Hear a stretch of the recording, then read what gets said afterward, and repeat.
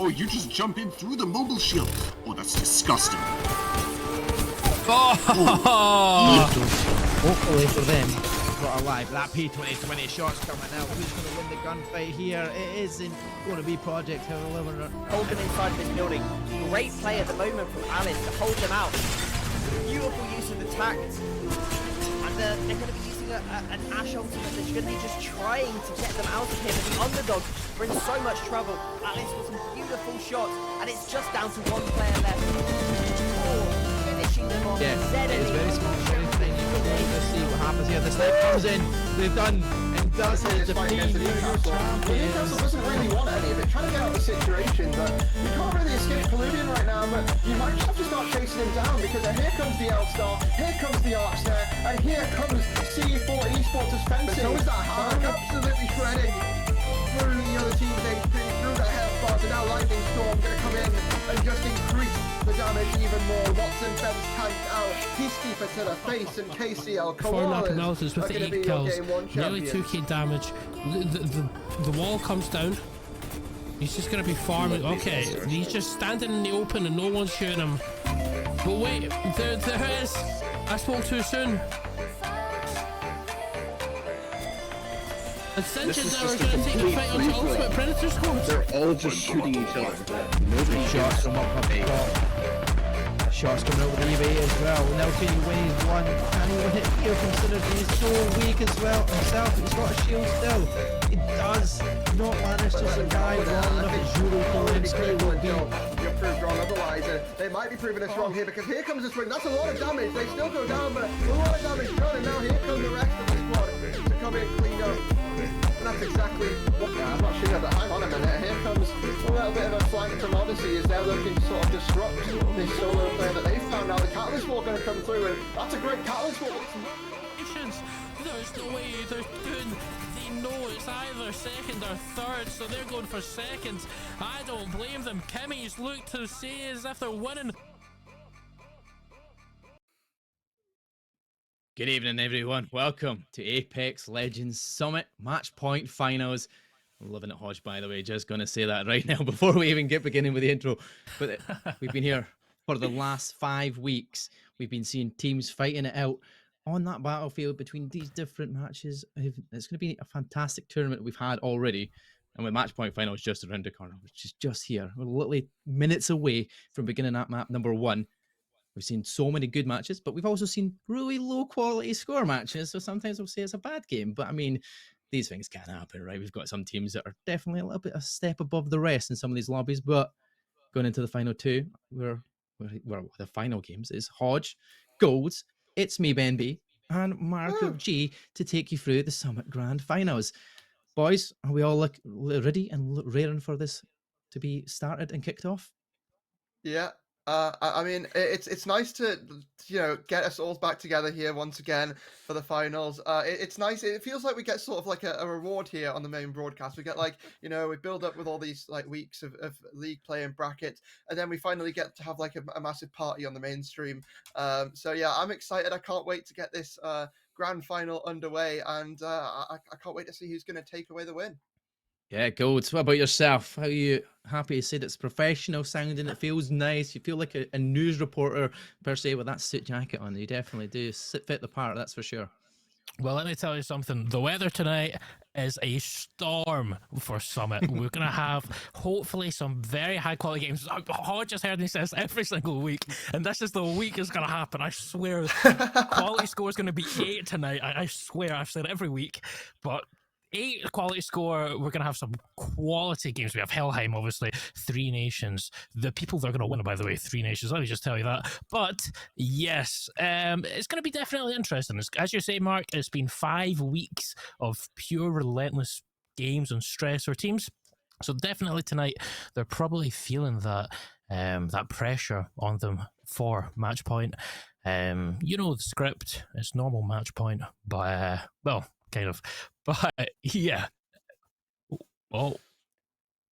Yeah, well, I was going to say that, to be fair. I was really surprised. But Ben, you've also put on a suit jacket yourself just to join in, because we've got the holiday style on this side, and over on your side, you've got that fancy formal side, and it is looking good. Ben, how are you looking forward to the Apex Summit finals? I am very much looking forward to tonight. It has been a joy casting over the last few weeks. And obviously me and you, Mark, had a week off last week for the losers too, but I was tuning in and it was some great action coming out from those teams qualifying into the finals today. And I'm going to be fair, even though I have gone for one of the winners bracket teams as my prediction, I would love to see a run from some of those losers bracket teams to try and push their way up into the top 5 and maybe even reaching the peak of that summit. Yeah, well, we're going to see that very soon. But before we get underway with any of these matches, we've got a first VT to go take you through. It is a wee little chat that Gold yourself had a wee interview with Piku. Let's take it away. Hey, what's up, everyone? I am joined with Piku Alo, I believe is how you say it. It's close enough. It's close enough. I'm trying. But Piku Alo, I'll call you Piku. How are you doing today? Well, I'm doing good, and thank you for having me. I just played a scream set, so I need a reset after that instead of going back to VODs instantly. Oh yeah, So- yeah. After scrims, you need to go away and chill out for a while. You don't need to play Apex. You just need to relax. Obviously, Piku is in part of the infamous team of Tier 2 Apex as 2G1G or 2 Girls 1 Gibby. Literally known everywhere before I was even involved with Tier 2 Apex and trying to run tournaments. I knew the team 2 Girls 1 Gibby just because of how well known they are in the community. Let me just say thank you for providing so much to the Tier 2 community. But please introduce yourself a bit and tell me a bit about your previous gaming journey before Apex. Yeah, I appreciate that. I love to hear that people actually have heard about us.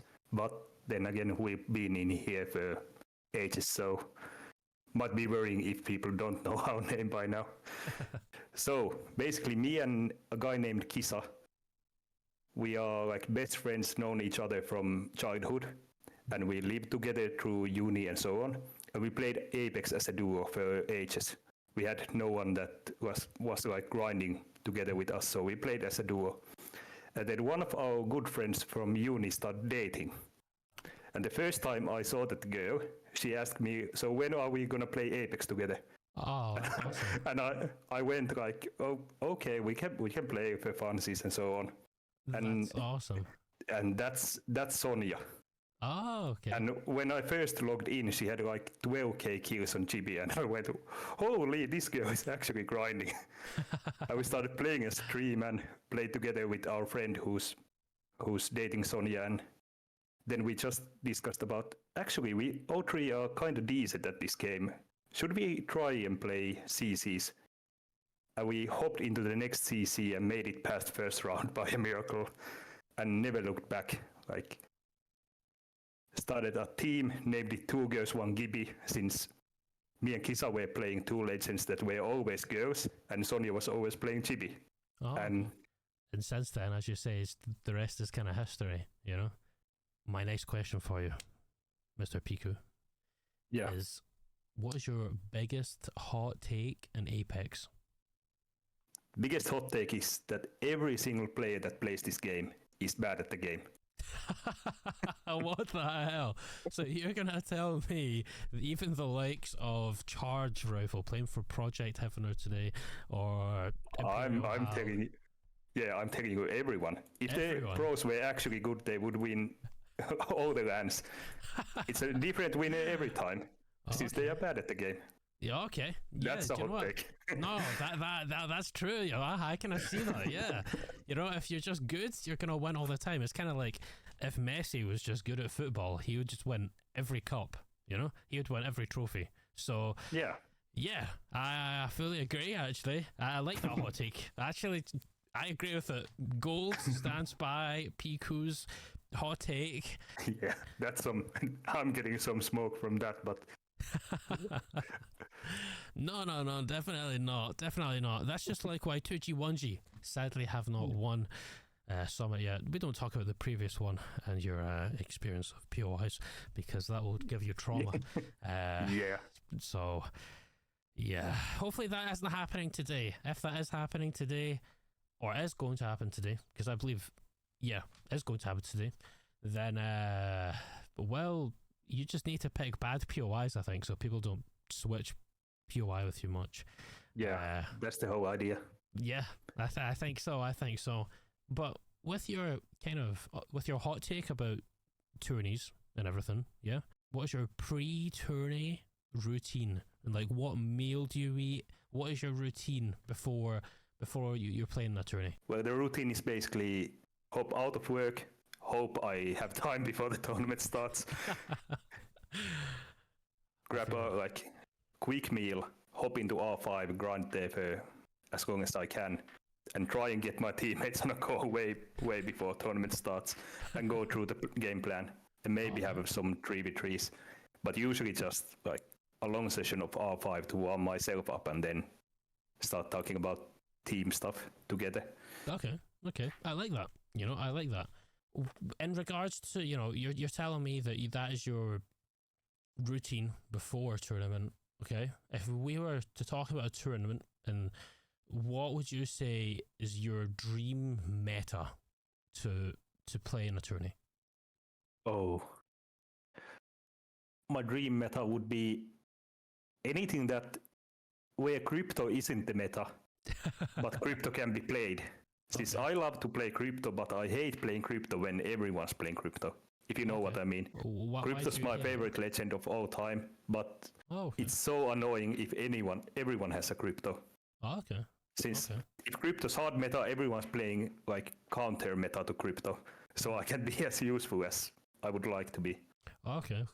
I thought you wouldn't have picked crypto because obviously he counters Gebby Bubble, right? Yeah, I know. Me and Sonya are mortal enemies. Okay, that's what we want to hear in a tourney. Okay. Yeah. Okay. So we have beef. We have beef within 2G1G with Sonya and Pico. Everyone, watch out tonight. Well, a great little interview there from Gold and Pico himself. A good bit of banter. Now I just got the double glass. I love it. I'm loving it. So we're going to speed along before we get the reflections of every single thing. We can see yourself in your glasses. That's how good we're getting there, Hodge. Oh, I love it. So we've obviously spoken. We've alluded about it and the predictions prior to who we were picking. We've all picked winners teams. So Ben, take away your reasoning why you have picked Helheim and your reasoning behind the 8 games in total. All right, Helheim, they were one of the most dominant teams going through groups. Although a lot of you probably haven't picked them because they maybe didn't pick up as many wins as we would have expected. And obviously going into a match point finals, that is going to be important. However, for me, they were just such a powerhouse through those group stages. And I think that going into these match point finals, they will have winning on their mind. So I'm going to go for them. They played incredibly well, and I'm excited to see how they do in finals. Hodge, me and you both went for Project Heaven or seed number 1. I mean, it kind of alludes to itself. Is there a reasoning behind that? Have you seen something different that the rest of the boys have not seen? I mean, it's pretty simple. They blitzed their way through the winners bracket. Absolutely incredible performance. 144 kills overall as a team and 2 wins as well. And I mean, you saw some of these individual players charge. Reigning champion from the summit from last time in the preseason tournament, Swip, the incredible performance he was putting up at the start of the season on a different roster. I mean, this team is sort of destined for success, it feels like, and I can't wait to see them reproduce it later on today. Yeah, my reason was the 82 kills in a winners final between all 3 of the players, Charge, Twip, and Synergy. Just have the synergy going for Project Heavener. But Goals, you went for a slightly underdog side in comparison to the 2 of the same teams, seed number 1 and seed number 2. Yourself went for 3 nations. How come? Well, obviously, the GOAT Sentinel is playing for Three Nations. He's going back to back. I'm telling you right now. And also, Mark, I'm disgraced at you not backing the Scottish team is horrible. They have a Scottish player, you're not backing that. That is disgraceful to Scotland. That's why Yeah, I isn't picked Three one of the boys in Nations. heaven are Scottish as well? Hold up. No, he's the only Scottish Apex player ever to exist, okay? And it's not even Sentinel. Trust me, I've never played Apex in my life. Trust me, Three Nations take it game 7. I'm calling it. Okay, so going into the map order that we will be witnessing this evening, we are going to see map number 1, which is going to be done by myself and Ben. World's Edge, it will be Stormpoint following with Golds and good old Hodge, and it's going to be 1-for-1 after that for between us, the casters. We're going to get to see Broken Moon map number 3, back map number 4, and then Stormpoint World's Edge maps number 6. And maybe we'll get more depending on how this goes. Golds, as we're back and we're looking at the POI picks, this is for map number 1. Explain to us firstly, quickly, what this whole peak means in the grand scheme of this tournament. So peak is a way how we're trying to change competitive Apex. If a team wins a match, they get granted peak, which means they can pick any POI for the next game, which is going to be Stormpoint, obviously, and they can say, okay, I want to swap with Helheim, I want to swap with ZNE, and they can basically take their selection and change it for theirs. So yeah, you can be quite strategic with it, or you can just try to get a better POI, or try, if that team is on match point, to screw them over. So yes, peak is going to definitely spice things up and cause, as I say, storm tonight. I'm looking forward to seeing it. Obviously, in the preseason, we've seen 2G, 1G, got absolutely rolled by it, 4 out of 7 games. So yeah. Yeah, it's going to be an interesting choice and see what the teams do. I think it might change the way people play for sure, especially if you've got that map win. It might be back-to-back wins that you need. They might be on, like, if you've won that map, right, you get that peak opportunity, you might be on match point already, and now you pick your perfect POI that you want at that point in time with match point. I mean, that could be the decider. But we know how it happened last time around. Our champions, which included Charge and Sentinel, for the none other than Noctum, just point out that no longer exists, sadly, but peace, praise the men. Yep, that's it. But they won it with 0 kills, and they had Godrock the whole time. They didn't have to move. So I mean, a great way to end it. One at the summit of, well, it's a perfect way to end it, wasn't it? Right. So we're going into map number 1. But obviously, we just looked at the POI draft quickly there, but match number 1 on World's Edge, I've picked obviously the Project Timber side, who actually have Lava Fisher going into that one. And they're going to be up close by Euro, Sinjid, and Casey Alqual up near and nearabouts. But Ben, Helheim, where did they decide to go? They picked Fragment East. Who do you think's got the better pick out of the two? To be honest, Fragment East obviously was a classic back in the day. Everybody loved a bit of Fragment, and to be honest, they still do love it. Jumping in game and playing in pubs for a comp scene, it's not terrible. However, I think that it's definitely going to be interesting. And I would not be surprised if they do win a game and get the peak system back onto World's Edge, they might swap over to another POI. Yeah, certainly. Well, we're going straight into match number 1. The character selection screen is here. What are we going to see, Ben? It's going to be me and yourself taking this one away. And with the new updated altar, do you think we're going to see a lot more of these picked this time round? As we can see, Alter, there's some Wraith there coming out from Helheim. We're also seeing a Lifeline, Ballistic. There's a huge range of characters we are seeing, but interestingly enough, we are still seeing quite a few Ashes in play. And although, obviously, the likes of Alter and Wraith have been buffed, Ash is still very much viable in this meta, and it's going to be interesting to see, particularly those aggressive teams, such as the likes of Peen, Heavener, Helheim, how aggressive they're going to get with these compositions. Yeah, definitely. Well, we're on board with Project Heaven early on, and this is the team that I said, and I've got my back in. I said they'll do it in 6, which means it'll be the end of. Oh, definitely. Well, it's definitely the end of it for now, but we'll take that back. There's obviously problems with these drops, but I'll go back to it. We were speaking to obviously Synergy, Synergy, Swip, and Charge, right? Kill wise in that fight, winners finals, right? Our top fragger, Swip, 31 kills, right? Do you think he's going to be able to continually to do that here now that it is match point finals? Are the boys going to be able to perform on that same sort of level as they did in the winners final? Interesting question. I think that they definitely have got the capability of doing that. I know that during the recent ALGS preseason qualifier, they didn't necessarily have as good of a performance as they were maybe looking for. However, sitting within this summit lobby, I think there's still definitely the ability for them to frag out. In terms of, as we were just speaking a moment ago, who's got the better POI between Fragment and Geyser? Geyser isn't that strong of a POI either. They do have the quick rotations over towards the sort of overlook area, if that is where it ends up pulling. I mean, we recently saw the ALGS championships happen, the like of Go Next winning at a overlook pull even. So they do have that possibility. They also are able to move over to Big Mord and potentially third party fights that happen between Big Mord and Stacks as well. So the Heavener, I think, sitting themselves at Geyser gives them an opportunity to rotate quickly over towards that fragment side of the map, or potentially negative rotate the other way to potentially third party fights over at Stacks and Mord. Yeah, well, let's see where they decide to go, and wherever the pools go will obviously affect where the rotations and such are. But Helheim as well on the other side, your number seed, well, your pick, number 2 seed as well, and then that winners bracket as well.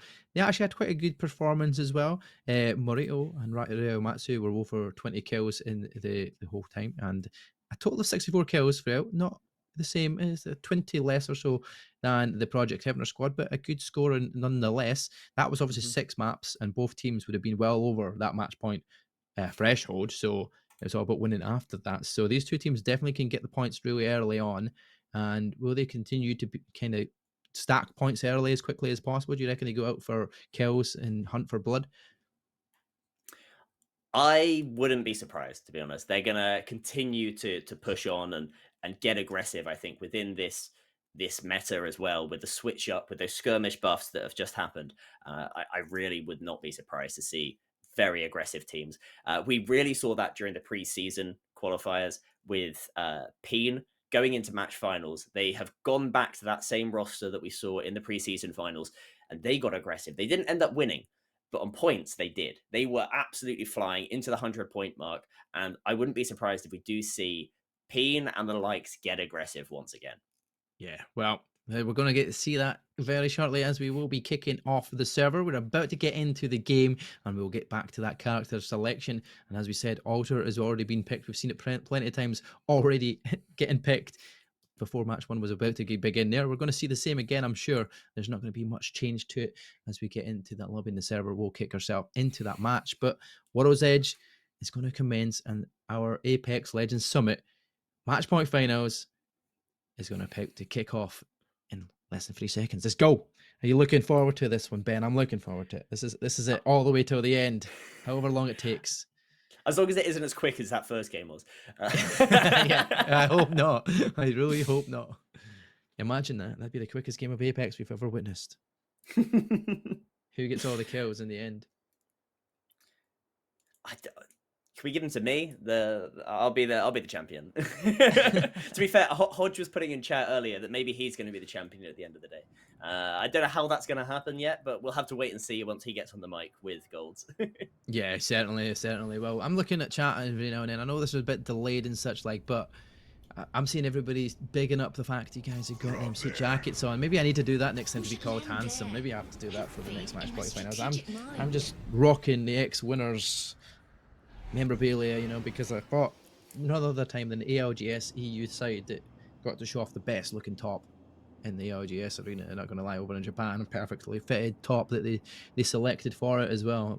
It's a beautiful top, and I had to kind of show off today because I only just got it. I only just got it after the shutdown, so it's a bit unfortunate. But as we have got everybody getting into their POI drafts and their points, hopefully this means that we're all in the right places, and we're not going to get that rematch, but in the reset up. But which teams do you think in this order? Well, obviously we've got our 1 and 2 seeds that we've already got our eyes on and who we think is going to win it.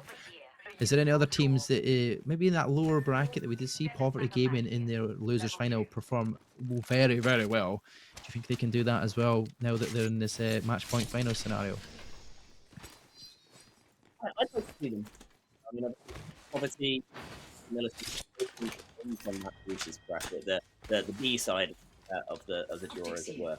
They definitely have got the ability to perform at this level. We've seen that in the past, not just in group stages, but in previous tournaments as well. And I think that both of them have got that capability to perform. And I think there's a few other teams in here as well, which could do well, could perform.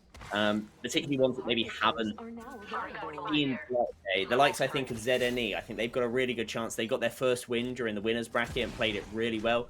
I'd love to see them do well in particular as a team which has definitely gone through some changes, but I think doing really well. Yeah, so that is definitely one thing I want to see. Some of these lower bracket teams just kind of surviving, doing a wee bit of thing, trying to get themselves up there, and even get the chance to create an upset. We do love a bit of an upset. It makes it slightly more interesting of a watch. We don't want to see our number 1 and 2 seeds just absolutely dominate the lobby and go all the way through and finish us in 6. Because as much as I've predicted 6 games, I don't want to see 6 games. I want to see more. I want to see a really close match point finals where we're seeing so many teams on that point, but just needing to find that win. And that'd be so much great Apex to watch, and definitely will make it a lot more exciting in the end. But we'll just have to wait and see where we are. And map number 1, we're still not going to get a match point for the next 2-3 matches at least anyway. So guaranteed 3 matches that are going to be looking for that match point winner, and we're always going to be guaranteed 6 matches, because even if one person wins it before the 6, we continue on to find our 2nd spot in the lobby. But speaking of which, you got KCL Koala's already lost a member. He's dropped down, but he will get the revive, thankfully. But Spicy Chicken's the one that is under fire, and so is Pluto. So now we're going to have to start dealing the damage, and it's none other than our number 1 seed, Project Heavener. Project Heavener here with a really lovely frag grenade. But what you're seeing there is the power of Alter. With this new buff, she's able to pull herself up all the way to the top. And there's a huge amount of range now that comes from that ulti Q. 30 meters, I believe. It's going to be able to get you through mountains and some really difficult obstacles. But unfortunately for the KCL Koalas, we have got Anti-Clan, who have come out, third-partied this, and down goes our first player. That is going to be Spicy Chicken, and Henry have both gone down here to Anti-Clan. Yeah, it's a bit unfortunate timing to get the rotation away from our project side, but straight into the guns of Anti-Clan, and he'll get a couple of kills for it, which is good in the long run. But now Anti-Clan trying to finish off the team. A lot of shots going off there, some good breaks the shield, but in range, even with that P2020, I mean, it's just disgusting. Even at that range, he's still managing to get some hits off. In the meantime, Piku has been hit there on the screen. He's got sniped at there. Peluvian will find the Spicy Chicken now, and there we go, back to 1 over. It's a interesting start already. And as we see here, Anti-Clan using that ulti buff. Now what they're going to be able to do as well is they're going to be able to reuse that ultimate, which is something, as well as all the incredible tactical changes that have been happening with Ulta. The fact that now you can reuse that ultimate and have 2 down in the world, there's just so many options with this character, and I'm really excited to see how players do play them, as Anti-Clan have noticed a respawn happening just ahead of them. I'm assuming that is probably going to be the KCL Koalas, who are going to be resetting, and what happens next, it's all to play for. Here we go, straight in. It is all to play for. They're going to get their hits off, and all of a sudden Monkey does get his shield broken, so he'll dip back, but he'll keep the pressure on. That's a 108 hit. That's the shield gone completely. Do they force their way in? Peluvian is already in there. You can see him through the windows and through the doorway, trying to finish off the kills. He does finish off Henry. That'll be him out of the lobby for now once again. He's only just got respawned. He'll have to be respawned back again potentially. But still, he's got 20 squads left. 3 players have been knocked down so far and out of the lobby, but they'll be getting resets hopefully. We'll see that Peen though. Oh, Peen going down, and it looks like potentially Merc might be the only Revenant. We'll have to wait and see whether there are any other Revenants in the lobby, but Merc right now playing with that aggressive and really to be expected aggressive playstyle as the shots come in from Kaomi, and they do take out Gen Clear. Peen right now with the first W of the day, and it is going to be a 3v3 versus Gen Clear. Yeah, that's very, very unfortunate there. They got 2 players down, but didn't manage to get the final member, and they just finished them off. And Gen Clear will be the first team in our match point finals to take the L in lobby number 1. But still got plenty of matches to play for Gen Clear. Hopefully can get a regain and can find it a little bit better. But in the meantime, we're on board with Calypso. I've already got 2 members down. Walkie G is the guy to try and bring them back here and get this revive off. And it's obviously on to that altar, but shots are being fired across the bridge underneath. Getting all these hits, it's perfect. Is he going to finish off the kill? He gets the knock, but the team's going to force his way in, and Calypso will be eliminated in 19th spot. Poverty Gaming, the team that we just spoke about there, winning that losers final. And yeah, they just finished a kill and maybe a couple of kills to their name there. As Poverty Gaming are going to fall once again because the players are already feeding them out. Poverty Gaming Dylan is going to fall last, and they're going to be the next team to follow straight off of the guns from Anticlan. I mean, I believe they're Sinjin and Ural Polensky both getting involved in that fight there and taking out the team. So, unfortunately for our teams in that tunnel, they are going down as Anticlan right now is coming up against Peen, fresh off the reset, and Kiyomi is absolutely slaying right now with that Eva 8. We've already seen him take out Genclear. Now he's doing his bit, take out Anticlan. Anticlan being clever though, using that alter ability to get out, but it doesn't last for long because Anticlan are now eliminated. Peen will follow on in, and the kills will go their way. A good entry for the Peen. Absolutely there, Mark. Absolutely. I definitely did just leave a little bit of an awkward, just a silence, just a slightly too long there, just so that everyone knew. What we were seeing there was really Kiyomi being a proper G for the team, holding it down and getting aggressive. Already 4 kills to the name of Kiyomi, and I know that they're going to be feeling themselves right now. Yeah, definitely will be. And now that it's gone down, we've already lost 4 squads. We don't have 46 players alive at the moment. It was a good wee bit of action there at the very start-ish. But, I mean, we've still got plenty of the round to go. We've got 55 seconds left before the round will start pulling in. But now in this position, Helheim, I've got the blue shields. Rio and that haven't actually got kills yet, I don't think, at this point in time. But as a squad, they're normally the one of the teams you would expect to get kills early on and looking to put the pressure on, but maybe they're just trying to wait their game till these end points and try and get as many kills in close proximity.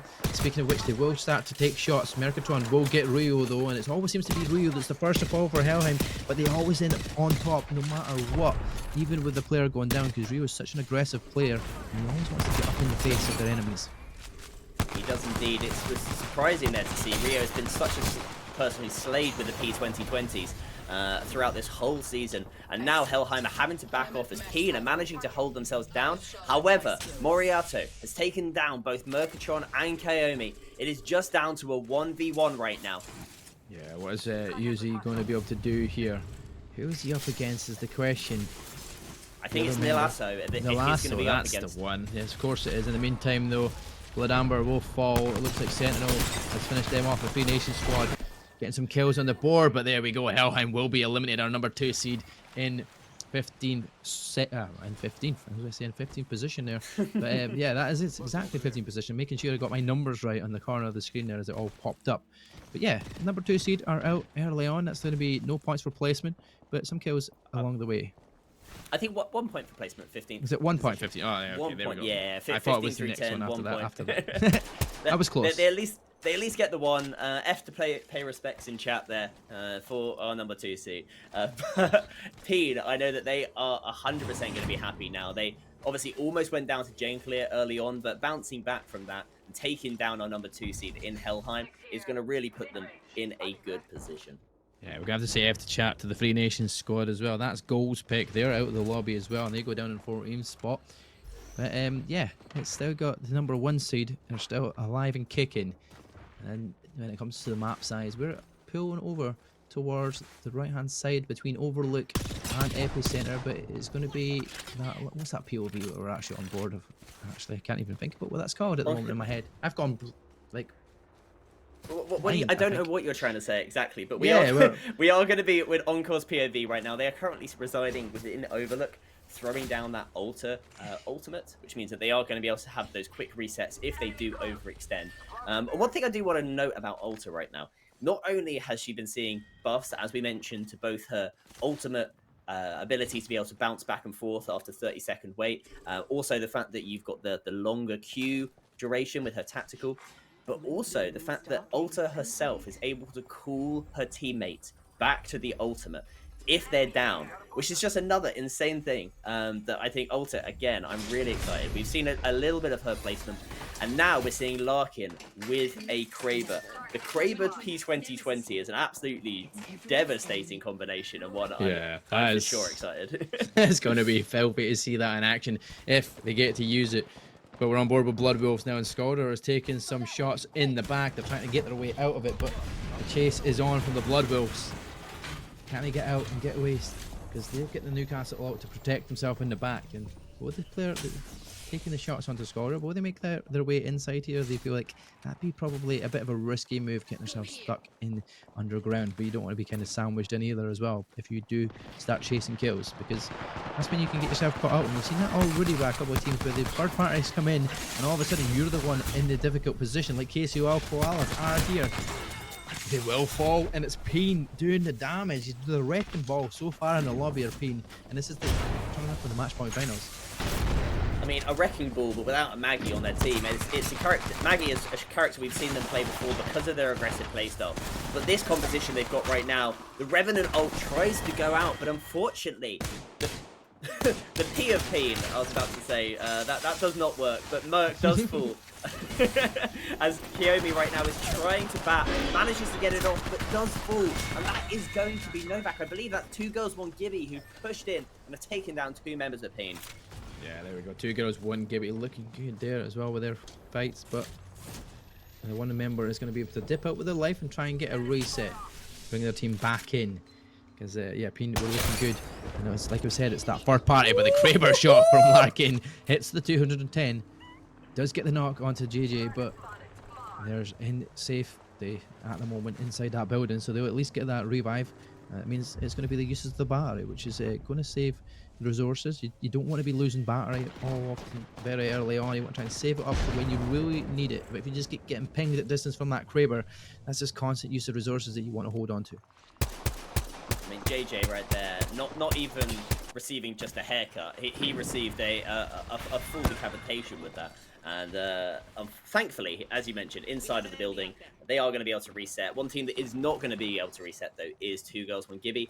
And now Sinjid. We are inside our top 10 teams, 9 remaining. Sinjid managing to at least get 2 points for placement with that 10th position full. But for now, it is going to be the top 9. It is going to continue to pull over towards this this area right now where Project Hebner are, down on those train tracks potentially as well. So right now, Project Hebner are looking good in this position.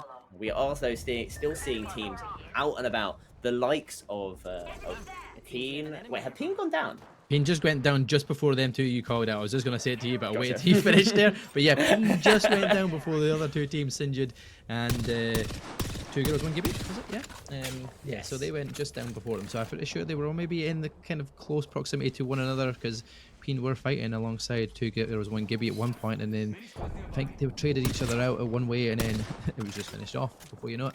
They're out of the lobby, but we've got a Bunch Tigers here, who are one of those teams that you don't tend to see very much of them done, but they've done well to get into the top 10 here so far. They're in the winner of the match point finals, and I'm wanting to see if they can turn up here and get a good performance out of them this time. Because, yeah, Tsuga has managed to get a snipe on Empathy, though. Is he going to start going in towards that as we jump on board with Project Heavener, who were in a fight with Nappy Millens, but Nappy Millens have managed to dip out of the way. And you can see that Swift already has that gold shield as well. The gold knockdown helmet, I mean, it's perfect. You can keep yourself in the end game lobbies with the extra health that it does go. But Z&E will fall in the meantime. And now we're on board with Encore. And that is going to be Hindsight Gaming taking out Z&E. As Encore right now are trying to take down some great movement coming out from whoever they were shooting, but I think they do eventually fall. That is going to be to the hands of the P2020s on Cephal. As Legend... who is this? That's essentially Bunch Tigers coming around this corner here. Yeah, so the Bunch Tigers right now, just down to a solo player remaining. They are going to be hoping that they can pull their way at least into a top 5 to get a few more points, as the underdogs do indeed fall. Yeah, that and Nappy Millens just eliminated as well, and it's 7th spot. You're in our top 6. One more team away, we'll be seeing our top 5. We've still got plenty of space to play around here. Project Hammer in a great spot. You've got Hero Karinsky still alive, Blood Wolf still alive, Encore, Hindsight Gaming, and that one member of Launch Tigers. Blood Wolves as well. There we go. I've never seen that on the screen. Never seen Blood Wolves. They're still alive. They're still alive and kicking for now. Inside this are great indeed, zone, and- using the Newcastle wall as well. Well, the Newcastle shield wall to kind of close herself in a corner in case they need to protect themselves from anything. And right now, what you're also seeing is pretty sure the only Vantage in the lobby. Blood Wolves have really stuck with Vantage through a lot of this. She is not a legend that really is played a huge amount. However, they have managed to put themselves bang in the middle of zone pretty much with this truck. This is, however, a truck that is not easy to play in. Likewise, Hindsight Gaming right now are managing to get the res inside of the train tracks, as I mentioned earlier. But with the Watson, they are going to be able to play this a little bit better than potentially a cat team would. Yeah, I mean, we don't see the Watson being used very often recently as well in the current metas, but I mean, it's good to see the mixed variation we're getting here in the match point finals already. Obviously, Altwar being the #1 pick so far, but it's been good to see a change of playstyle and different class setups and meta classes picked this time round, because surprisingly we've watched 5 weeks of it, and then all of a sudden just before the match point finals comes there's a patch and everything changes. It's like, yeah, everyone's got to get used to the teams and how they're going to play this for the match point finals, but the fights go off. The P2020 finishes off with the punch. The Hindsight Gamer will go down. Europolemski come out on top. Nice little finish there with the punch. Make sure he knocks him in the back of the head. A wee bit Mike Tyson involvement there. What you did see there is Eurofalensky showing what the power of Crypto can do, and actually what the weakness of a Watson can be. The fact that, yes, you can sit yourself inside of a building, that's all well and good. However, one EMP and you just lose all of that cover, all of that protection. So Eurofalensky there using Crypto aggressively to push in, and with the lifeline on the team, they are able to reset much quicker than other teams might be able to. Fair enough. 4 squads remaining, 12 players total. Project Hammer, the #1 seed, still alive in the lobby. Getting some shots off, and Encore will be eliminated. There we go. Swip, currently 7 kills. He's a kill leader, and he's been doing that pretty much week in, week out. It's a great little bit of synergy they've got between each other there, Swip and Charge. And Charge obviously looking to do back-to-back here. The pre-season went their way. Can they finish it off as well? I know that Swip will 100% be after that VIP status, that MVP, with the most kills in the lobby, and he's already up there with 7, I believe, to his name. So Swip, right now, and Project Heaven are in such a great position on this height, and I would not be surprised if we see Project Heaven come away with a Game 1 win. Yeah, I mean, they're in a great spot for it. Only a couple of teams to deal with now. 2 more, one stuck inside, but they're kind of pinched inside this building as well. Europolemski is going to try and finish him off, because that'll guarantee them that second spot, at least in the lobby, up against Project Hammer. The shots are covered out. There's so much damage going down, but we're just not seeing anything getting knocked. Eventually, Sharagan will fall. Shotgun shots coming off. The Europolemski Puppery will fall. We've still got 3 squads remaining somehow, and it's just absolutely chaotic here. I mean, this team inside the Blood Wolves have actually managed to somehow get away. We are down to our final 2 squads, and as predicted, Project Heaven do look like they're going to be the team to do it. There is, I think, 1, potentially 2 members remaining. 3v1 it is. It's a 3v1. It's just the one. Skolder right now. Well, they guarantee themselves second spot at least. I mean, that's a good start. P2020 is going to come out. Project Heavener, your #1 seed, finish up #1 in match #1. What a way to end it. Right. I was to say right there, Swip really going, are you not entertained? He has come out with a devastating performance. And as we go back right now to join Hodge and Golds, I'd love to get your thoughts on that there. As I mentioned, Swip coming in with a massive kills total to his name just alone, screaming, are you entertained, to the audience here, like in Gladiator. But I'd like to hear your thoughts on game #1. Oh, Yeah, go on, Hodge, take it away. You're muted. Oh, I can't hear you, Hodge. Oh, there we go. I was talking on the stream, but not in the Discord. Okay, right. It's going to happen at some point, so let's just get it out of the way. But yeah, it was a really interesting game to see how the first match of this grand finals would obviously play out. We had a lot of questions, but I think the majority of them were sort of addressed in this first game of how a lot of these teams perform. Would some of these teams towards the bottom of the leaderboard start to creep up and show us a performance? Would some of these teams at the top stake their claim and show us why they've performed so consistently throughout the summit? And I think that is exactly what we just saw from Project Heavener right there. Obviously, they absolutely demolished the winners bracket, and they demolished their way through that game number 1. And that is exactly why I have them as my pick to win the tournament. So, I mean, Project Heavener, I think, you know, just textbook Apex, and I think that's going to reflect in the scores. So let's get the scores up and have a look at, you know, how all the different teams performed throughout the game. And Golds, maybe, you know, give us your thoughts on this. Well, obviously my pick, Three Nations, having a bit of a rocky start, 9th overall. Where are they?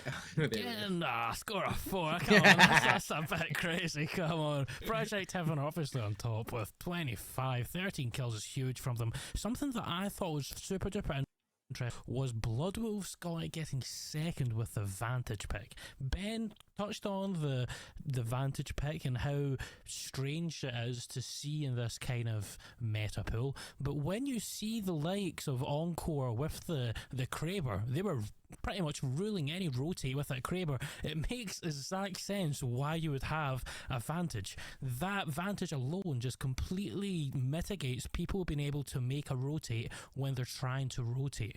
If you see that white or that red beam, sorry, you know the Vantage is there and you're not wanting anything to do with it.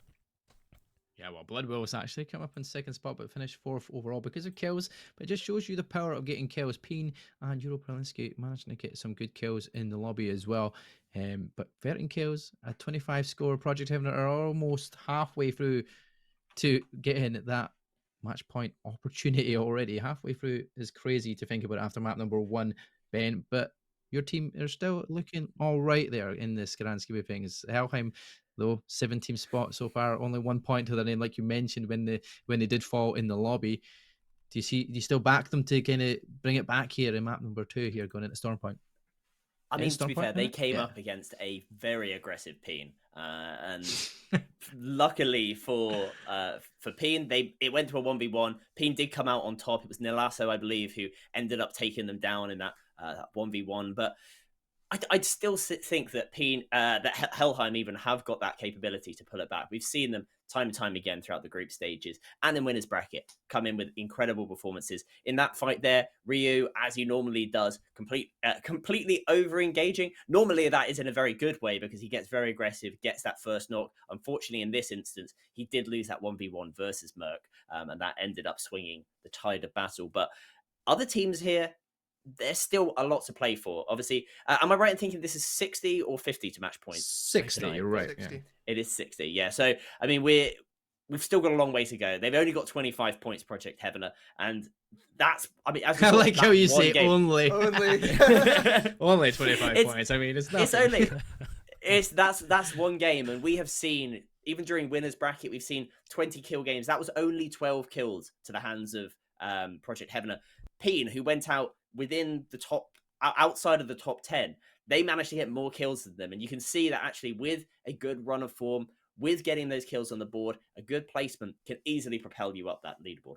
Yeah, and even a good turnaround as well. Just like Helheim didn't get there in that lobby. They could go on and get a 20 kill lobby for all you know. And then all of a sudden, this turn things around on its head. Yeah. You get a win in the top 3 or whatever, and all of a sudden, they're close to match point finals. You know, I mean, it could be done, but it is the match point finals. So the chances are of the 20 kill lobby games maybe a little bit further away than we predict, because we did see massive kills going in some of the lobbies, and some of the lobbies were just so one-sided. That's why the quality score was a little bit low. But I mean, this time it's not. It's match point finals. They're kind of relatively matched in terms of there's teams that will fight either side of one of them. Project Heaven obviously come out on top on that one, but we've seen them do it before where they've went through a whole 6 matches and they only won 1 matchup and they were finishing lower and lower and lower every single time. So that could happen again. You just never know.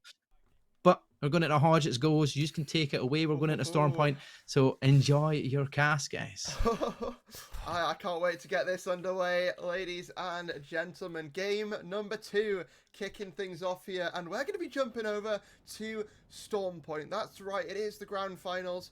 It is our sort of new 3-map format in Apex Competitive, so we will be swapping these maps every single match. So everyone's going to get, you know, at least a couple of chances, hopefully, to play on all of these different maps.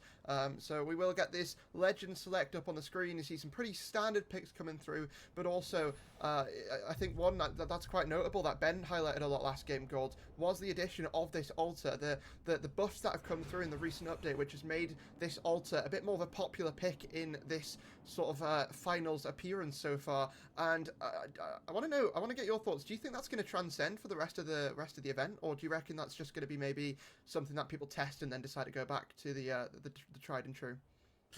I think people will test something that I have just kind of realised is the whole peak system due to draft not working right now isn't really going to work. So yes, maybe for this match point finals, peak sadly can't be used due to, you know, draft not being a thing. So yeah, these things happen, people. I do apologise. We obviously can't control it. It's the devs over the lovely devs of Apex that make a great game, and as we've touched on already, have had a brand new split coming in. So yeah, Hodge, have you played the new split yet? Did you read the patch changes and everything? What did you think of that? I had a read of the patch notes. I haven't had a chance to play it yet, though. I've been pretty busy, so I had a read of the patch notes, and I think there's a lot of positive changes that we're seeing come towards the game. I think a lot of the pro player base has also received those changes pretty well. Some calling it the best update in quite a while, but I mean, I think just in general, in the meta, it's going to sort of shake things up a lot. I think it's going to make things a little bit more fast-paced. We're going to see a lot more of those up-close and personal SMG gunfights. We're going to see a lot more of those skirmishes, you know, moving and grooving around in those gunfights. So it's going to be interesting to see how players develop it, especially with this being the first match point event on that new patch. I wonder if anyone's cooked anything up yet. Right now, it seems like Nappy Militants has spotted someone out already. I believe this could be 2 girls, 1 Gibby. So Nappy Militants just looking to try and chase down this solo player that has been isolated inside of this, but no success just yet. It's going to be them just trying to sort of play this out and make sure that they aren't going to let this solo escape, but I think they did manage to use that altar ability to get themselves out of there. Yep, altar, as Mark and Ben touched on, being quite possibly the most insane pick periodically right now in the game. We've been seeing that though lately, you know, with Apex, not even with like the mid-season split changes, but more with per season. You know, obviously we had the dreaded support season that was just a great joy to watch, and then we had Assault. Oh yeah, definitely. You know, I loved when Halo went down and then Newcastle ulted, and yeah, that was an experience. And having a cat too, that was fun. But anyhow, that's not the case anymore. Speaking of Newcastle, wall comes down. Peen showing aggression again. The lasso actually going to be nearly going down, but Peen taking the fight onto Bonch Tigers, I believe. I think this is Bonch Tigers. I could be completely wrong. I probably am completely wrong. No, you're correct. Oh, I am just so with it somehow. And here comes this alter queue. Look how insane this is. Going through the rock and then gets the intel from that to know where the team are. Bonch Tigers being eliminated first on Storm Point. Not the best, but Peen showing aggression again. Getting the kills early off the game. Maybe not the best placement from last game, but still placing 4th overall. That's huge for them. Here comes a team from Pylon. They're going to be coming over Sinjid. Oh, but look at it, it's insane! What is this character? What is this character, Hodge? I'm not sure, and that's what hopefully these players are going to present to us here, and show us why Alter has been deemed to be such a good character in this update. And you know, we've already seen a utility come through a couple of times, but the thing that I'm, you know, finding quite mesmerizing here is these players, the confidence to pick up this pick, and you know, with realistically hardly any of these teams having practice on the character, to just pick up this new legend, this new playstyle in a match point finals when there is money on the line, and just say, you know what, we're just going to go for it. And, you know, it's not just a couple of teams that have done this, Gold. Over half the lobby in Game 1 was running that altar, so it's proving so far to be quite a prominent pick in this tournament. And, well, you already saw it in use there down on the southern side of the map as Peen were able to just get themselves out of that situation and also use it to engage on a situation on the Bond Tigers. But, you know, we'll just take a minute to talk about this zone. We are going to be heading down towards the southeastern side of the map, as you can see on your screen right now, and there's a couple of teams who already find themselves residing over towards that area of the map, one of them being Hindsight Gaming, and they find themselves in a little bit of a brawl over on that side, and hopefully we can maybe jump towards that in a second. But for now, KCL Koalas, they're going to be over on towards this north pad, and well, I'm not quite finding anything near some success there, being shut down quite quickly here, and that's Host coming in with that Nemesis, ripping through two of them, and it's only Pluto left alive here. Yeah, Host, the GOATs at 3 nations, my pick, getting the kills on KCL Koalas, trying to escape now, using Catwall, coming out, trying to, yeah, look at that, they're not going to take the fight, they know Anti-Clan are near too, because they got a pick too, I think it was Faluvian picking up a kill, they don't want to take the fight, charge. Winners from last game, Project Heaven, are playing over on wall. They're in a bit of a sticky situation right now, Hodge, because they're not actually in zone, but they're taking a fight, which I don't fully agree with here, you know. Don't get me wrong, they can't go in zone, but look, they have an Ash TP, they have an altar, they can easily disengage here and make a rotate without trying to get a fight. But do you know what they say? They want to get in a fight. They're chucking Sky Nades, trying to get the, oh, those Sky Nades, oh, only if there's no better feeling. And I was playing actually altar last night, let me tell you this, Hodge, and she is insane. See, when you ADS and everyone's just red, it's just criminal that a skirmisher has the ability to do that, as well as the new skirmisher perks too, that they can now run faster to the teammates, kind of like the conduit passive. So yes, here comes what Project Heaven are saying. I think. They're in the corner. I think they're scared as fuck. I think we just move There. Yeah. Like they're in the corner. Like. Left one. Oh. Yeah, I'm moving. Moving up. Yeah. Oh, he's one. He's literally one. I'm moving up. He has to heal. He has to. Wait, who's that? Is that part of their team? No, it's another team. That's not them, is it? Oh, I snared him.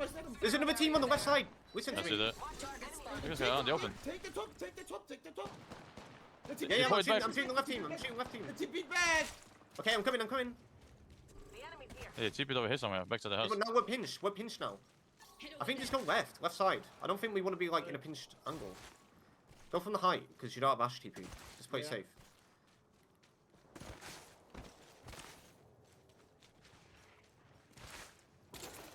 We miss the Evo Kosh. Are we actually fucking... Well, it was it's nice, Golds, to get a little bit of a listen in there with Project Heavener and see what their strategy necessarily is going to be. And you saw them sort of move over towards to take that fight there a little bit, but realised that they might have put themselves in a bit of an unadvantageous position, putting themselves in a little bit of a pinch. And it's good sort of game sense from them to know to back off, to know when to take fights, when to back off. And I think that really just shows their worth as a team, shows how good this team is. You know, they don't have just the mechanics, they also have the game sense to back it up. Yeah, definitely. You could hear the passion and the voice. Here, the comms clear and concise. That's what we love to hear over at Summit. People finally repeat, if you would. And here's the massive shots from Synergy. Oh, what? The P20s getting the hugest buff I've ever seen in my life with the accelerator rounds, or going over to it, which makes them just the most viable gun you can pick up, I think, in the game right now. P20s are the most meta thing besides Alter, I would probably say at the moment. And Paddy, well, kind of get away over to the FPS, bunkering back down while Scalder sadly goes down to the team over in Jurassic. I don't know why they're going over kind of Ceto way from Jurassic when obviously Zone's pulling more kind of easterly, you know. Zone, they seem to kind of be making more of a westerly push, but back there, oh, I think this isn't looking good. It's most certainly not. 3 nations have isolated them and just eliminated them there. Blood Wolves quickly dispatched off from game number 2, and they will be out of the running for the game number 2 victory here, taken down by 3 Nations. Your pick to win, Gords. And meanwhile, Helheim trying to have a bounce back in game number 2 after their early exit from our first game here in the grand finals. So they're looking to put some points before. We saw what this team was able to do in the early weeks of the summit. They were putting up incredible numbers and actually coming into today, Gords, have the current most kills out of anyone across the summit, standing at 313 across all of the weeks that we played here. So Helheim are a team that are very kill heavy, and you can see that already based on their kills. I mean, we've at least got you know, 8 kills so far across the two players we spectate, and I don't doubt there's, you know, potentially more on that third player. So Helheim, they always come in with the strategy of just run at everyone, and it's worked so far. My concern for them is they can put up a lot of these high kill games, but when it comes to closing out games, when it comes to running away with these victories, I think they might struggle to sort of get that over the edge with the amount of gunfights they're taking. It might have to be a bit of a play style switch that comes through, but I'm not sure if they're going to be able to do it. So that's going to be a question that we might have to ask ourselves later on, but for the time being, we're jumping into this building and it's 3 Nations. 3 Nations, the team, as I said before, every time they come on them, I'm going to say it, they're going to win on game 7, surely. Surely. If that is the case, someone needs to call me Mystic Meg, because I know something no one knows, but I'll tell you something that I do know. Peen are taking the fight to 3 Nations. There comes Kaomi with this EVA 8 that we've seen time and time after again today. Kiyomi running in with the EVA 8, cleaning up. Merrick going with them with the Buster Swords. That's what we love to see. Buster Sword, heirlooms all around the shot, and getting the supply bin. What's this called again, Hodge? The assault bin. Assault bin. Oh no, the mythic bin. That's it. Yeah. How could I forget such a thing? The mythic bin, what's going to be in it? Oh, and Havoc. Havoc is an extremely good pick for a gun right now. I would say it's in probably one of the best guns currently for the season. Same with the G7. G7 receiving a bit of a buff too, increased fire rate, some other things here and there to kind of tune it from accelerator rounds being taken off it, but it does make it definitely a gun to be reckoning with the P20s in hand too. Is something you need to worry about. Speaking of another gun, is the Nemesis. Look at this. All purple attachments. Oh, Helheim are gonna be running after every team like they already have. Oh, don't do it. Please don't do it. Oh, thank God. Oh. Well, I mean, we're already seeing quite a lot of action so far in this game. We're down to 12 teams as zone number 3 going to be making its close. And actually, we're already seeing a bit of a standoff on the mountain here between 2 of our most kill-heavy teams across the tournament. Project Heavener stood at the bottom, and Helheim, well, they're up top holding down some territory up here, but they're also in a little bit of a pinch because 2 Girls 1 Gibby's looking to get aggressive on them from above as well. So Helheim, they've got some decision making to do, and it looks like that they might not be able to even do that because Yuzu's just been completely ripped out of the air by Novak's bow off of 2 Girls 1 Gibby, and now they're making the push onto Helheim, so they're just getting put in a pincer here and they can't do anything about it. Helheim going down, and it's all up to Raimatsu on this Wraith. We've seen him do some great plays across the tournament, most notably in the early sort of weeks on that Ash, but now he's going to have to do it back on one of the original legends here with this teammate available to res, also jumping across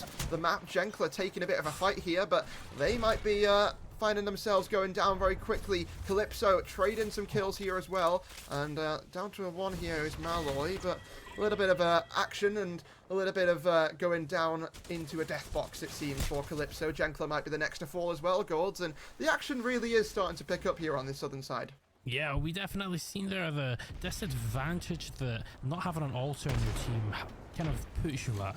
You know, Helheim there needing to make a rotation, but without the altar, coming from behind zone 3 is so unbelievable, by the way. Peen, what are you doing? Going to zone 3 just for the kill is unreal.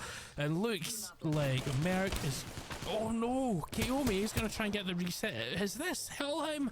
I have no idea. No, it's 2G1G. 2G1G are taking the fight to Peen. This is some of the most notable teams probably within some, all fighting each other. Peen, 2G1G. We have Nappy Militant, Singed, Hindsight, all around this zone together, looking like an interesting endgame to say the least. And no team is really kind of in the best position. I'd probably say Peen. If the map, we get the map thing up, Peen look to be as if they are in the best position overall. Look down, they're down the bottom next to that Moby. They can kind of gatekeep everyone. The only kind of people they need to worry about is Hindsight Gaming.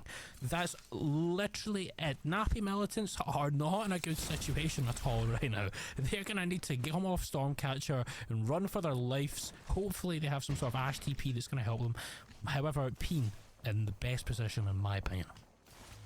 You know that sort of famous cheese race where like a wheel of cheese gets rolled down the hill and everyone goes charging after it? I think this is what this final zone might turn into. If you have a glance at the zone, a lot of it is on this hillside, and we have the majority of our teams here all sat at the summit of this hill. But who is going to make it out alive, if anyone? Because Peen waiting at the bottom, they're ready to pounce. But Hindsight Gaming, they've held a good position for the majority of this game, and now it's about holding it down when the pressure starts to cook up a little bit. Nappy Militant, they're going to need to drop here. Singed on their right.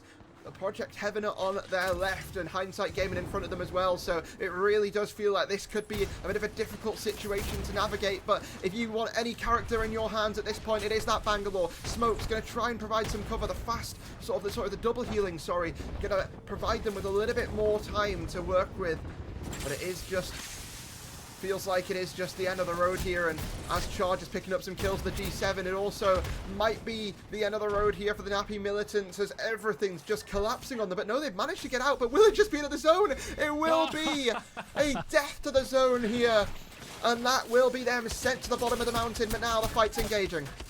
I can see the plan there from Nappy Militants. It's just sad that there's Zone 5 goes so unlucky Nappy Militants. Peen actually going away from their kind of god spot, if you would, to take the fight onto Hindsight. I can understand why they... No, it's Singed, I believe, actually, taking the fight onto Singed.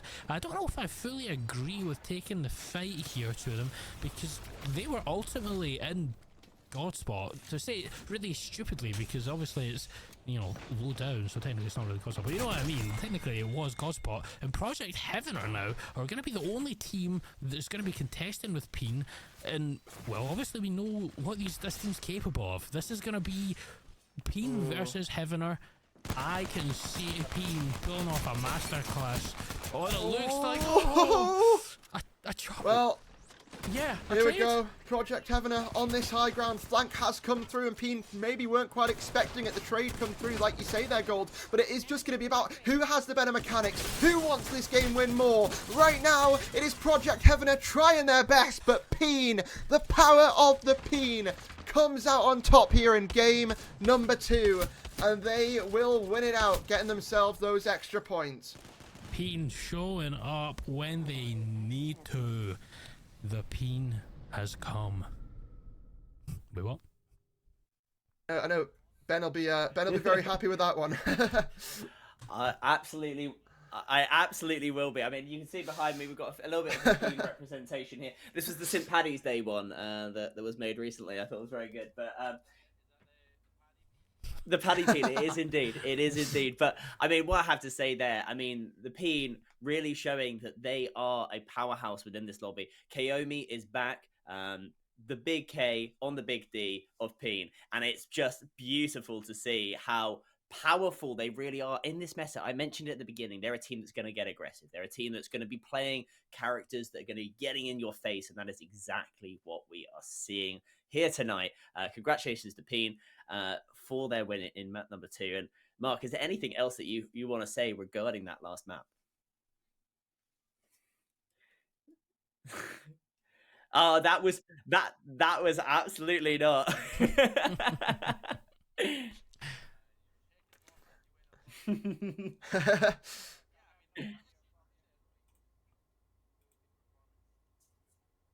Here and there we go.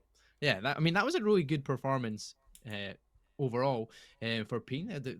great finish. They were on top, like you says there, Ben. But you know, one team that surprised me there, Junclear. They finished in that top 8. You know, map number 1, they went down first. They were the first team to go. They managed to survive quite a good amount of time there. And then the stand-up moment for all there was near that end circle where Nappy Milton's just jumped off, got the high ground, got out of out with their lives for just a momentary glance, where the zone was obviously too powerful and wipes them out of the out of the map. I do have to say that the little gold chuckle when he died to the zone, that just the it was just so good. It was just so good. Sorry, Nappy Milton. Sorry. However, Mark, what the heck do I see you wearing now, eh? What's this? This is my velvet one. This is my velvet. So we had to step up a little bit. Did you feel like you were missing out or something? I felt like I'm missing out. I need to be called handsome in the stream. I mean, that's what I'm waiting on. Well, Mark, you're handsome. You don't need the jacket. You don't need the jacket for that. I think we need to get hot. Yeah. We've got a VT coming up as well, guys. A wee bit of a GeoGuessr one, which we're going to send you right into, and then we'll be back shortly. What's up, everyone? I'm joined with ZNE and Anti. That's right, we have Is Monkey, the Xbox player GOAT, the Zinho, I believe the IGL for Anti, and we have Mr. 012 himself, Favulian, joining us today alongside the most BRB streamer you're ever going to meet in your life, ZNE Alice. She's there probably 1% of the 1,900 hour stream she has probably done. We have Mr. Zip Zagoon, who he's currently got a Montclair jacket. He thinks he's kind of boss, but Montclair is kind of dog shit. And we have Boar, level 90, but in match point finals. What an absolute beast. And today, what we have for you all is some Apex Legends GeoGuessr. We're going to Worlds Edgington. Edge. Oh, I know. Okay. Oh, no. Fuck. You don't know where this I have a theory. What time? Do we have a time limit? Wait. Surely it's a Mirage à Trois. Nope. No, it's not. Oh, I might actually be cooked. I might be kicked here. Oh, you guys are. Zip is searching up on Google, bro. Like, Google image. I'm just trying to think, where the fuck is Google on this map? Zip is reverse fucking searching. Reverse image searching this bitch, bro. Hold on, give me a sec. Look at him, he's watching the second monitor. Oh, yes! I'm not close at all. Wait, Tyler's yelling yes. Look for dropships, guys. We have the capabilities, right? We have the capabilities. No, this is all live, by the way. Oh, 300 people watching right now. Chat, are we cooked? Chat, is we I'm cooked? cooked, I think. I'm cooked. Have you seen? Okay, I'm posting a picture. Shush! Oh, bro, fuck. Wait, you found it already? You're already there? I found it. Yep. Oh, bro, what? Come on, what? man. It has to be there, though. It has to be. And you spawned next to it as well. You fucking. Oh my god. Oh, okay. I know where it is. I know where it is. It has to be. It has to be. Like, there's no way. I just don't know where the. I think it's here? Yeah, you bitch. You bitch! Is it? Okay, let me see it. Okay, Alice, shut the fuck up, okay? Keep yapping, bro. Keep yapping. This one's not too hard, to be fair, okay? Okay, This one's not too hard. let's see it. Let's see it. Boom. Oh no! No, you gotta find the correct one. You gotta find the correct one. Oh yeah, you gotta get the angles right. But I know which one I'm this so is. far. Fuck. Yeah. How do you know? How do you know? Yeah. How do you not know? Guys, right here. On my ping. It's not go to the chat. I got It's actually not too bad, to be fair, from where I am. I don't know about you guys, but my POI is wrong. My POI is wrong. Yeah, my POI is wrong. POI reset. My POI is wrong. Don't give me PTSD. Don't give me PTSD. That was horrible. Wait, is it this one? Am I tripping? It's not this one, is it? It is. Man, is it? No, it's not foul. It's the other one. It's not the. Yeah, it's the other one. Yep. I'm tripping. Because there's a volcano in both shots. Excel. Have you not all cooked this? Because no one's here. Wait, where are you? Oh wait. Wait, no, Why I would have. you mean no one's here? This is it. Is it? Bro, no one's here. You lot have cooked this. No, no. Oh shit, I'm gonna die Wait, to lava, no, bro. no. It's not, bro. I'm from the other side. You can see the fucking volcano. Is it? Oh, There? I'm actually a genius. Wait. No, don't fucking bait it for everyone, monkey. Jesus. I'll be there. Just like Fal said, 2 to 3 business days. Like, Who's this guy? This is business. Yep. I'm so close. Am I? I don't even know. I wish Luke was in here. I wanna ask him how his status makes him feel. You know. Oh, it's from here, isn't it? 18. It is. I just got the biggest deja vu ever. Oh, What the fuck? no. Oh, this is the best I'm gonna do. Yeah, I sent it. Bro, it took me a good fucking 15 minutes to land this. Everyone's favorite map, a broken moon. Boom. actually, you know what? Everyone's hating that.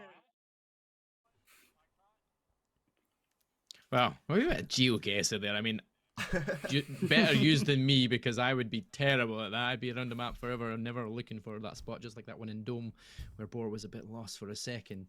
But we're not going to be going to that map yet. We're going to go back to, well, we're going to go to Broken Moon next up. We're not on World's Edge until later on, but it's going to be me and Ben once again after that solid performance from Peen. But Project Hammer are now second again. I mean, that's a first and a second in the lobby so far. They must be over 40 odd points on it now. Yeah, there we go. 52 points. I mean, we're 8 points away from match point already for one team. If that is correct, Peen is 52. It's 52. What? It's going to happen in game 4.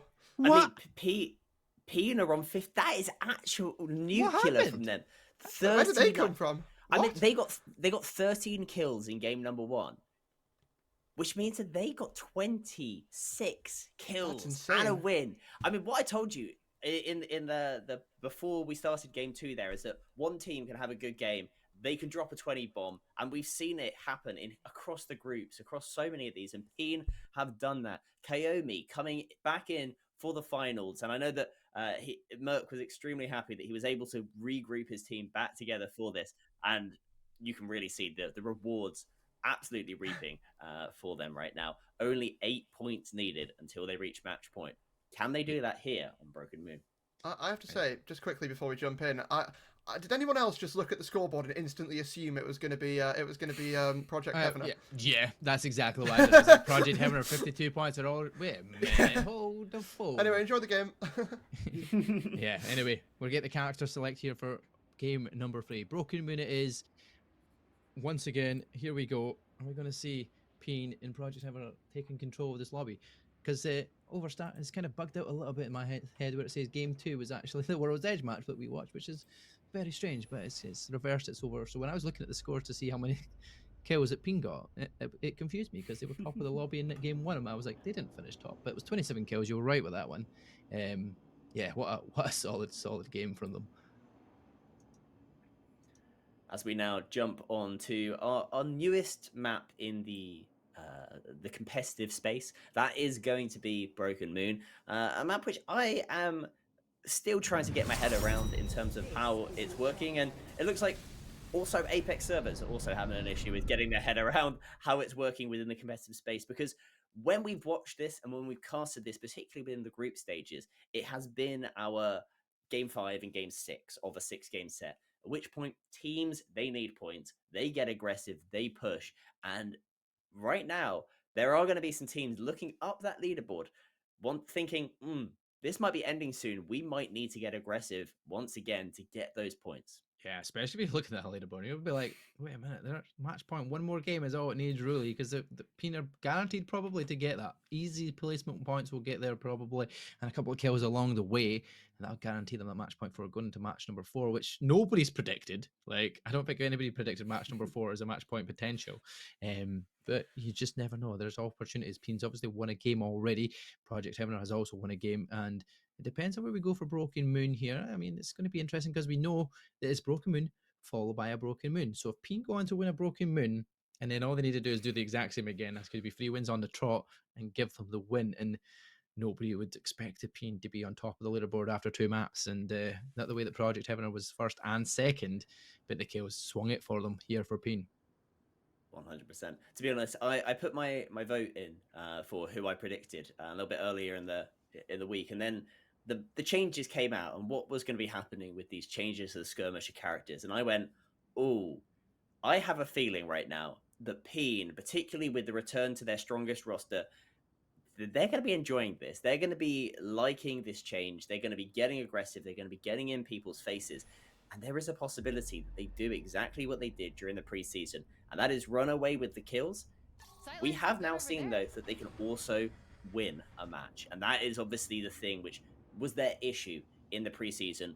They may have got the most points, but they just weren't able to close it out with a win. We've seen them just do that right now in game number 2. Whether they're able to replicate that once they get onto match point, because it's not an if they get on, it is going to be a when. Yeah, that is true, but we'll have to wait and see where we go in the grand scheme of things. But yeah, Broken Moon, like we said, it's a new map, right? And people have just been getting used to it, and a lot of players we've done it on the 6th match, and it's definitely been, we're right, we need to get points before the end of the day. At this point in time, it's midway through the best of 6 so far, which we're guaranteed 6 lobbies, matches, no matter what happens. Even if somebody does get that match point and wins it before the 6 are done, we'll still be looking for our 2nd spot, potential 1st spot as well, in the grand scheme of the summit. But with a Broken Moon being 2 maps in a row, like, people are going to get used to seeing how people play it the first time round, and then maybe change the plan, because they know where everybody's going to be, where the players are potentially going to rotate. Obviously, zone pool will determine where they go first. But speaking of that zone pool as well, you can see on the screen just roughly about where we're going in the center. But where do you think from here we head towards then, Ben? Are we going towards? I was just going to say the core path. Damn it! I wasn't quick enough.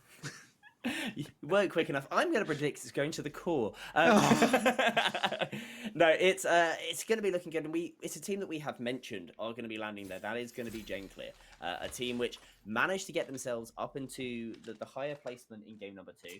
They obviously took a big fight up against Peen in game number 1 and almost actually took them out. It did go down to a 1v1 in the end. So right now for Genclear, they're going to be pretty happy about this. But we are right now on board with Peen. Merc rocking the Ballistic and rocking the Buster Sword as well.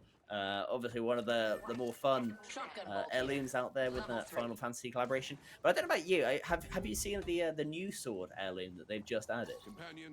No, I can't say I have, to be fair. I haven't really seen the new one. But is it ridiculous? Is it?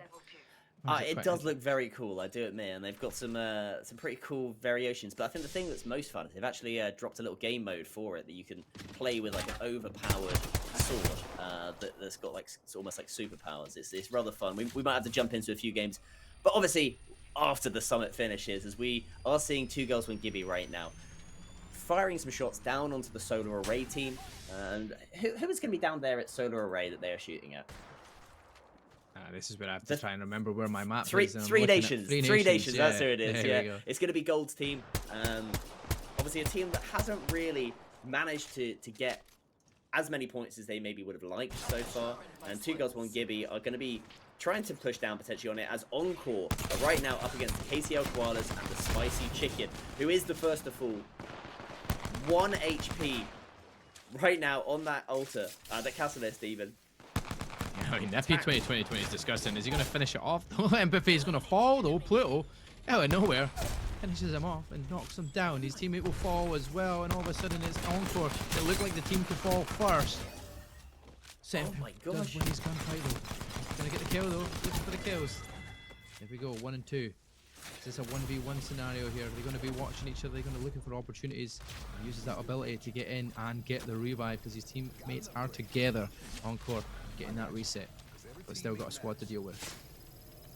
The benefit there of having an altar in your composition, being able to reset back, and obviously with the Newcastle being able to stay alive the longest, to get the res in, they are going to be back now with full HP. As seeing KCL Koalas sticking the res and the respawn even. Some shots going out right now from Larkin on the altar, and I imagine that they are going to literally try and get aggressive on this. Well, we see a couple of teams go down in the lobby there. Euro Polemski, Poverty Gaming, both out. Poverty Gaming with that winners finals top spot, but so far not showing up here in the match point finals for now, as there's plenty of kills going in. This is a thing with Broken Moon. I feel like there's gunfights more often than there is any other of these matches on Stormpoint or World's Edge. It's very quickly starting off, and we're getting kills left, right, and centre, and teams falling. And it's good to see early on. But as long as Encore can keep alive, because they are getting shot at from distance. It feels like they're just going to be able to stay inside, but here we go. Now, back into it. It's KCL Koalas, and you're going to have Calypso in a pinch. 3 teams fighting their way in here. And they're in that quarantine zone. And who's going to get out scot-free here? Are we going to be able to get that hazmat suit on and escape and keep themselves alive? But I feel like Encore are going to do that. Oh, that's 1 HP again for Cephal. As we are seeing in chat right now, well, not in chat, in the kill feed, Nappy Militants have lost a player to Helheim.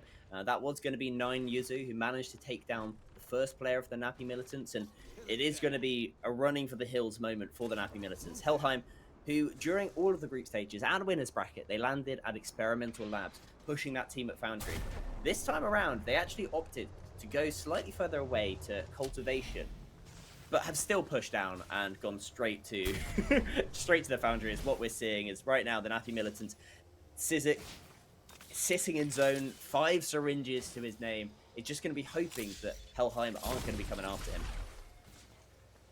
Yeah, well, 3 Nations, another time where they're knocked down, and guess what? It's Mercatron that finishes off the kills. I think that's good again as a team. Unlucky yeah, 3 here. Nations are out. You're ready to see that's them that's not killed? Yeah, but there we go. 3 Nations, they're getting taken out. That is 3 points to the name of Peen. They are now only 5 points away. Helheim, though, just getting super aggressive right now, and they've taken down Blood Angle Amber, have just been absolutely obliterated. And some of you might have already seen it on Twitter. We might see it a little bit later on, but Ryu with the P2020s is a match made in heaven. John Wick, I would have to say, is Rio in these games.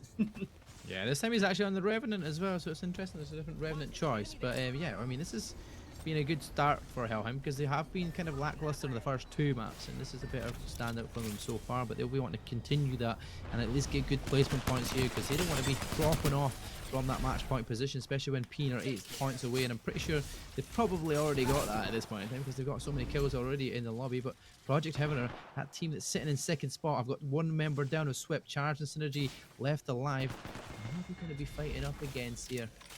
Is the Project Underdogs, as the Nappy Militants are fighting against? There's a split between 2 different teams, so if they need to try and get on top and keep themselves alive. But there's players below. Synergy goes for the chase to finish off that kill on Negative Grove, and they look for that beacon. There we go. A beacon. A beacon. Yeah, this is the beacon. We're getting a little bit French out here. As Peen right now are looking to try and get themselves onto match point. As we mentioned, they are only about 5 or 6 points off. So for them, just a few more kills and a good placement will push them onto match point. With Kaomi doing some absolutely glorious shots, aggressive Ash Portal, unsurprisingly coming out and follows straight into the altar. But unfortunately for them, it's just going to be a full team underneath. Kaomi has survived, but turns around and gets the knock as the anti-clan are taken out. We're down to our top 15. And I think it might be 1 point needed now for Peen to get themselves onto match point. I think we've got our first team there. Yeah, I mean, sadly, the thing is you can't get to match point during the match and then end up winning the match. It has to be the next following match, which for Peen might be alright, but you just never know. Like, you sometimes get to that stage where you got that match point and there's even more pressure on you, and teams will just look to take you out because they don't want you winning the game. So that's when it gets very difficult. But Calypso have 2 members knocked, and that's going to be now 1 final member trying to win their gunfights. Helheim is the team you're dealing with, and that's going to be difficult because Helheim are on farm at the moment here. He's our kill leader. It is Ryomatsu. Once again, Calypso will be eliminated here in the 15th spot. But yeah, Helheim definitely having a better game here on Broken Moon. Encore popping some shots down as the Nappy Militants fall. The P2020 is not quite hitting the same as they do for Rio for Empath. However, I say that and the shots do come out. Down goes Nayuzo. And this traded out though for empathy. It is going to be Helheim right now that they are up against. Some shots coming down from behind as Ryu, as mentioned, does get the kill with the P2020, knocks 1, and Encore have decided to dip all the way back to that ultimate. My gosh, that was a long way. Oh, it's good for them because they might have got third party here as Project Heaven now have taken charge. All of a sudden he's leading the way, but he is the first to fall. Rio Matsu with that P2020 does his job. Swift falls to Morarito, and already Project Heaven are down to Helheim. And Helheim now on top form, looking like the team to be beaten. Encore couldn't do it. Project Heaven couldn't do it. Now Helheim are full set, ready to go and try and clear the lobby and try and get that win under their belts here as well and get towards that match point. I mean, as I mentioned, Helheim, they know how to frag, they know how to get kills, and that's exactly what they're doing. Currently sat at least 12 kills to their name, 11 kills to their name even, and it easily could be more right now, as we are seeing teams around them, including Encore and Genclear, who potentially might be the next who are going to be facing the wrath of Helheim. Yeah, I mean, it's not the Wraith of them because there is no Wraith in the squad, thankfully for them. But I mean, this rotation's going around. We're going towards the core, and like we said at the start here, it's closing in. We're in our top 12. A few more placements here. Points will go the way, but P looking for more kills as they start to take some shots here on towards the Bonch Tigers, who haven't had the best of days so far. And they're absolutely getting pinged down here as P will make their rampage work.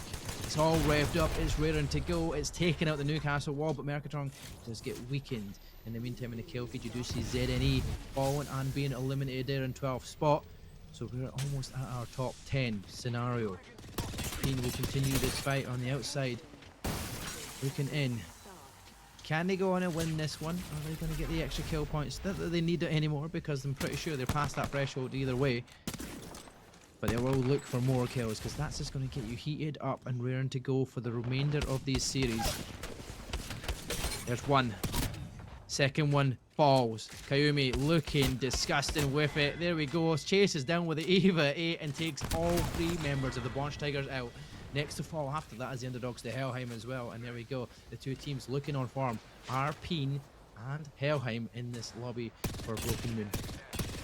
I mean, right there, you're just seeing exactly why the Peen are looking so good. And I think it really does have to play into the fact that we are going to be having this aggressive meta, and they are picking legends that suit how they play. The ballistic is being able to be popped. They're able to have that quicker movement, the unlimited ammo.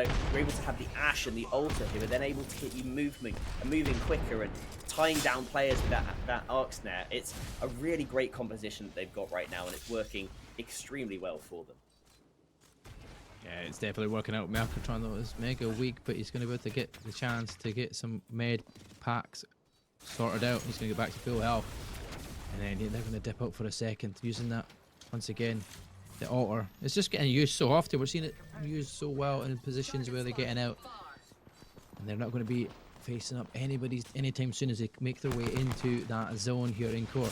Helheim though, on the other hand, they are taking a fight. One down. KCL Koalas are eliminated. Now Sinjid fall to Helheim, and we've got the last 7 teams remaining. Helheim team to beat, it looks like, but Peen are also still in the lobby, and they're already in zone, setting up for this end zone. Right now, Helheim and Rio in particular, John Wick style, is just getting those kills with the P2020s, and they are going to be looking to continue this as the arc snare does fall. The ballistic Qs are also going out here for Moriarty, and we're seeing altar Qs getting expended by this other team, trying to make some movements onto them. This is going to be the team that they are fighting up against, and it's the first does fall from each team. Kiyomi down, Moriarty down, and Yuzu is having to try and bat as Mercatron manages to take down Ryu. That's a difficult situation for Yuzu. He's literally down to 1 HP. He's having to pop the medkit and hope for the best here. But Peen going to get all the resets as well. Yes, I think, yeah, picking up Kiyomi is definitely the right call there. Kiyomi has been absolutely fragging out right now for Peen, and we are also going to be seeing Genclear also losing a player up in a fight up against Encore right now. The P2020 battle trying to come out, fists are being thrown, but unfortunately they are not connecting right now as Genclear, although they are down a man, have managed to take down Encore to just 1 player now. Yeah, I was going to say, do you want to see some more? But it doesn't look like Encore do. as Jean-Claire will try to get themselves in and finish off the remaining member of Encore, but I feel like they've managed to get that reset. Going to get that respawn beacon, which is nearby them as well. So whether they manage to sort that out and get the respawn, we'll wait and see. But in the meantime, Jean-Claire looking good again. Another good positional spot here. Back into that top 8 once again from them. But Blood Wolves, they might be the next one to fall. Sharigan, no, deals so much damage with his Spitfire, but he's getting shots taken at him from that shotgun from down below. Sharigan will fall. Blood Wolves eliminated. It's Hindsight Gaming, who are down to 1 member. Dayfly, who's taking damage as well, and he's going to be back in fight once again. He's going to have to try and stay alive and get the rest of his teammates. The 2 girls, when Gibby are spotting them. The Kraber shots are out here for Novak. Can he hit again? Another 150. There's the knock on Mercatron. What a shot there. That's Mercatron. One of the teams of Peen. They'll be looking to try and finish off Peen as well. Not wanting Peen to get even more points and even more confidence, considering after their match win in map number 2, a map 3 win potentially with a chance obviously to go on and win it. Jean-Claire is eliminated. In the meantime, that's into that top 5. A good positional spot for them. Top 5, they're going to be pretty happy with that, Jean-Claire, as we are seeing now Encore, 2 girls from Gibby, Hindsight Gaming is just a solo, and Peen down to just 2. But that for them is still going to be good enough, and definitely good enough to get them onto match point, as they are already there. But for right now, we are going to be seeing 2 girls from Gibby being the only team in zone. Encore are going to be trying to make a move round, as Hindsight are looking, and potentially a res might well have just come out for Hindsight to get them all back, Peen even, to get them back in. Yeah, well, Hindsight back to a full set as well, and that's exactly what they needed to do. But Trep is taking so much damage, he's going to have to drop out, but can Trep keep himself alive? Don't want to fall down and give the opening here, because 2 girls, when Gibby and Peen are nearby. It's Peen is doing the damage just now, and the fight is going on. It doesn't look like his teammate's going to go, but Silver tries to dip out here, using that alter Q once again. He gets away, but his 2 teammates will fall. Novak, the 2 girls, one Gibby and Peen, all colliding, all in the same spot, and they're getting shots taken at them from distance from Encore. This could be a really interesting end, as all of a sudden players are just falling left, right, and centre. You've got Peen with 1 man down. You've got Kyome looking to get some more shots off here, and Mercatron as well with that Havoc. Piku finds Trep. That's Heavener, Hindsight, sorry, I'm saying Heavener because of the clan tag, but it's Hindsight Gaming. They're in the end zone, and the teams that are looking to do this, Peen could be back-to-back wins here on Broken Moon. Can they get this back-to-back wins in total here in 2 and 3? Or are they going to be finished off by either Hindsight or Encore? Peen been sent back to the lobby to queue up for the next game.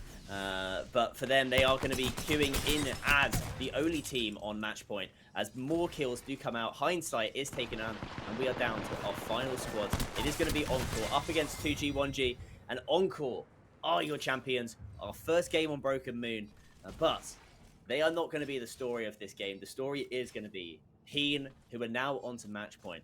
And finally, also, we've seen Helheim wake up. Yeah. We definitely seen a Helheim wake up. It was a definitely interesting end to the zone.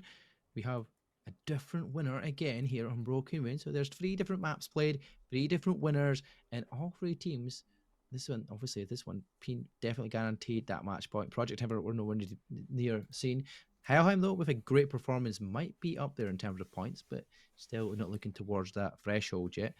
As Ben puts it back on because he's on screen, he takes it off in between because he gets heated during the cast and hot. on the screen. He has to put this. I've also got like the standing desk as well, so I'm like moving around a little bit. You know, I've got to take it off.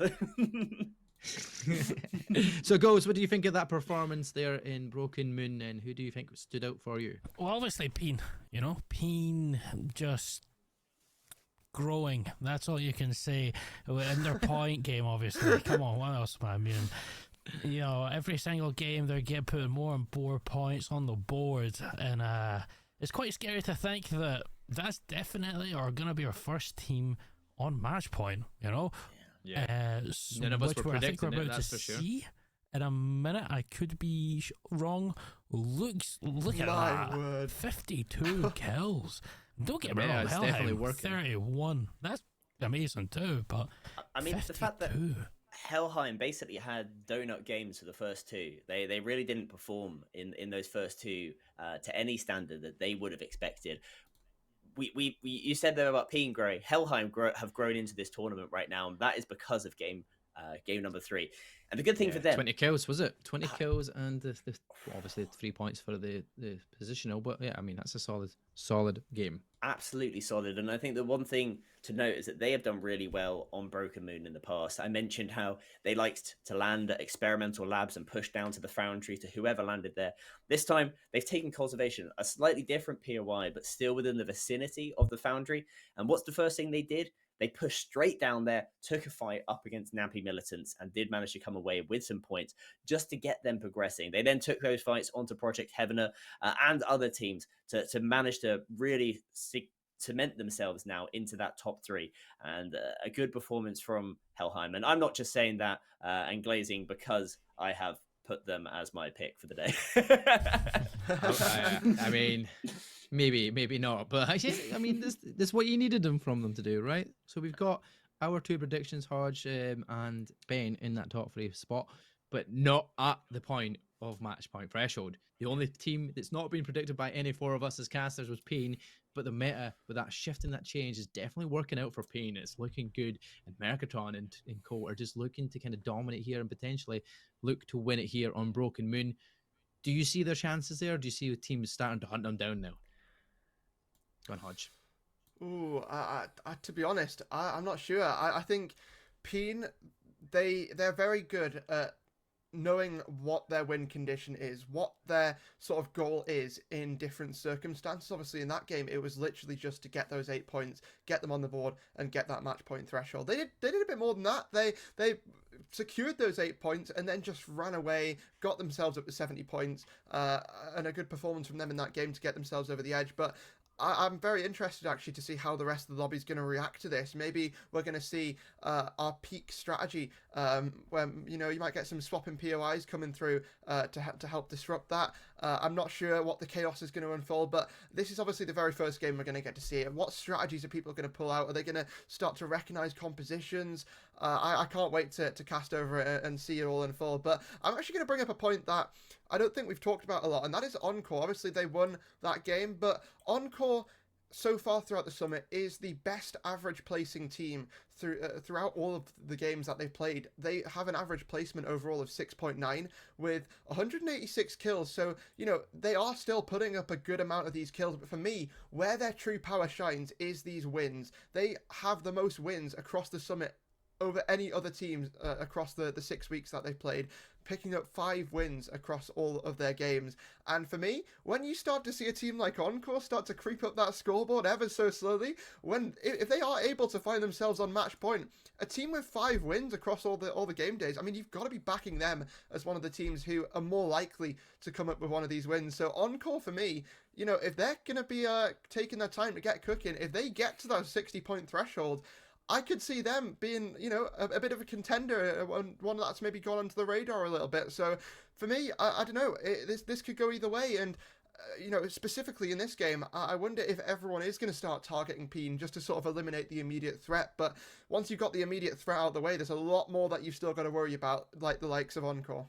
I think the thing to note as well is the fact that we've got only one team on match point. And although you could go ahead and try and target them, the probability that one team wins in a lobby of 20 is still very minimal. And I think that teams are still going to be trying to prioritize getting themselves points, not trying to take Peen out of this. And I think that is something that we're going to be very interested to watch, as Golds and Hodge are going to take this away for our second game on Broken Moon and our first game with a match point team. Ooh. Wait and see. Well, we'll see how that's all going to unfold. For now, game number 4 presents itself, and we are going to be jumping back on to Broken Moon for our game number 4. There's a little bit of a snake draft with the map. So, I mean, we showed it at the start of the day, the map rotation for the day.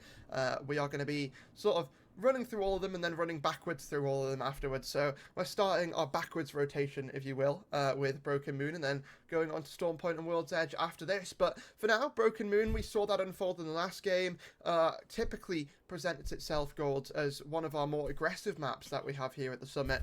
Teams like to play for those kills, like to play for that early aggression in the corners of the map and then push inwards as the game moves on. But do you think now that we have that extra pressure, now that we have one of our teams on match point, do you reckon teams will start to sort of prioritize that positioning a little bit more and maybe take a little bit less of these edge fights? Yeah, I think a lot of teams are going to take their finger off the W key or their thumb off the joystick, and they're going to actually try to think how they're going to play zone a bit more. Obviously, in the 5 weeks, we've not really seen a lot of zone play in Apex. It's been very much so just inting for quite a lot of it, or the infamous and negative rotate meta. So it is definitely going to be something to... I think we're going to see a change. And hopefully we're going to see an encore this game 2 on Broken Moon 2-for-2. If that does happen, it's going to definitely boost them up on the scoreboard, maybe even to second, depending on how some other teams go. But as you say, it's an existing threat, and I guess more pressure for teams not on match point. Maybe teams like BXA Amber, who are currently sitting on 0 points overall for the day. It's quite demoralising for teams like that. When you have the likes of Peen, Game 4, match point already, you just need to find your swing of things. And definitely what's also going to not help is this mid-season split patch, Teams are going to have to adapt in the last 24 hours to a whole new meta with Alter, and they're going to start trying to be playing. Don't get me wrong, we're seeing a lot of Ashes still being played, but it's definitely toned down. We're seeing more. We are seeing Ash still being picked, but look at this. We have Ballistic Ash, which kind of invalidates my point, but I definitely wouldn't have thought we would see a Watson being played today, or even a Ballistic from the changes that have been made. Piku had mentioned, obviously, from the interview, 2G, 1G this year in particular are actually really looking to increase their comp kind of standing and their pressure, I guess, or how well known they are within competitive Apex. And 2G, 1G are a very infamous team that lots of teams do know, and hopefully we're going to see more of something like this. What is Piku, well, 3 nations, no, but 2G, 1G, yay. Well, 3 nations got torn apart right there. I mean, Novak was wasted no time hopping straight in. I mean, I know we're getting towards Easter, but, I thought the bunny rabbit, cosplay doesn't have to be quite coming out just yet. I mean, we've still got another summit starting, by then probably. So maybe keep that one locked away a little bit longer. But like we say, 2 girls, 1 Gibby winning that fight. A lovely engage, a lovely fight from them, picking up a couple of early KP, but they are going to be punished quite quickly as they are going to be just pretty instantly run down, and we start to see fights break out across the map as Encore now find themselves in a little bit of a fight. We talk about Encore, one of our highest placing teams, but this time it's Peen on the rampage. This time they're looking for more KP, and we're looking for a listening here. I should have gone, no. It's fine, let him. More kills. 0 damage. Nice. I have 11. Never mind, I can't count. I have 111. I have 370. Wait. Another team. Where? L-Star, he can't be good. I see. Fine. I'm shield swapping. Never mind, there's no shield swap. You just group up. I'm coming to you now. I still have no light map. Someone just... I don't know what I'm hearing. Someone did something up my ass. Wait, on my left. Yeah, wait, here. Oh, below me. On top. What? It's a fucking lifeline still down here. Oh, on my roof. I'm coming. Oh, your portal disappeared, bro. Wait, it's his portal. On roof. That's 2. Oh my god, that's a whole team. It's 2. No, there's a whole team. Okay. No, just run. Yeah, I'm running.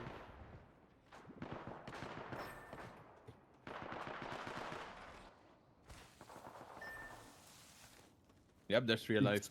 There's no other team. Nah, you chillin', bro. You chillin'. Wait, what? Oh, well.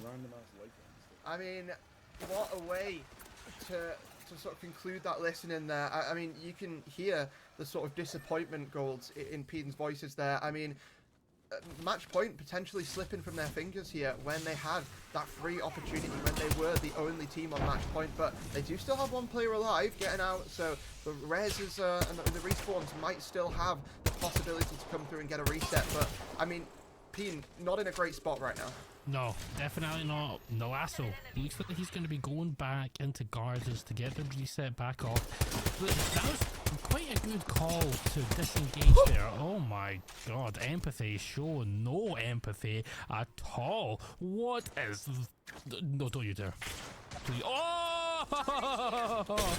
No! No, no, no! Encore taking the fight. They know it's now or never. They know Peden are here to win and possibly take the game. They know they need to W key people. They know they need their points. And look at that, speaking of points, taking down the Newcastle with the P20s.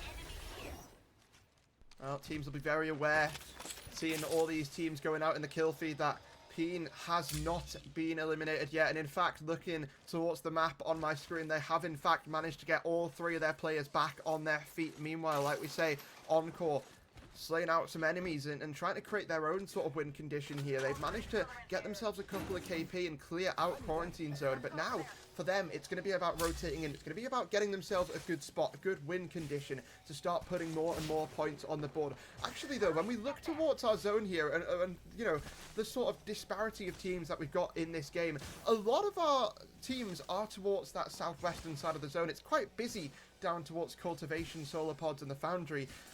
And all of these teams are going to have to rotate around the sort of same area of the map. Going to be funneling in from the same sort of side of the zone. And when you've got teams like Poverty Gaming and Project Heaven watching that rotate in, things could start to get very messy for a couple of these teams. And you're seeing a couple of these teams respond, like Helheim, trying to create a different path for their rotate by taking a fight here against Ural Pemmelshake. Oh, the P20s. Oh, the poor ballistic getting hunted down, the Ash going down too, the Rampage singing, and Helheim all of a sudden woken up, as it kind of feels like.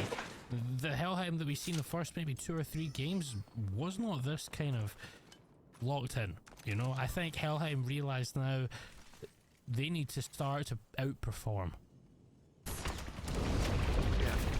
In the meantime, Merc just killed an entire team with a P2020, so it's certainly heating up on the other side of the map here for Peden as they are able to wipe an entire team, get themselves some loot and put themselves in a good position. But now as TP coming through from the Ash here for ZNE, and it's Boar taking to the rooftops, dropping down, looking to try and isolate a bit of a fight here, but there's no one to isolate as everyone is not in fact there. So ZNE going to get themselves a place to call home for the time being. But Project Heaven, meanwhile, slaying out from above here and finishing off the underdogs, it seems. Project Heaven really trying to take over all the territory around Atmo Station here on the southern side of the map, Golds. And I mean, Project Heaven, for me, once they get control of an area, once they control a situation, it's very, very difficult to pry it away from them. Now we're seeing Helheim trying to get control of a fight here, and it's against ZNE, but ZNE, they've lost one already, and now looking to lose more. Oh, Zips are going down real nicer with these P20s and ZNE. My word. What have we just seen? Kill leader with 5 kills and 700 damage. That is what you call good teamwork, you know. Usually 5 kills, you need at least 1000 damage, but it's showing each person on the team is performing to the same level today for this game anyway. They're performing on the same level and on par.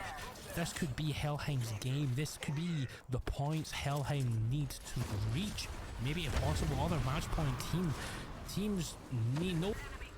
Teams will be looking up that top right to see Peden getting eliminated. As of right now, no one has seen that.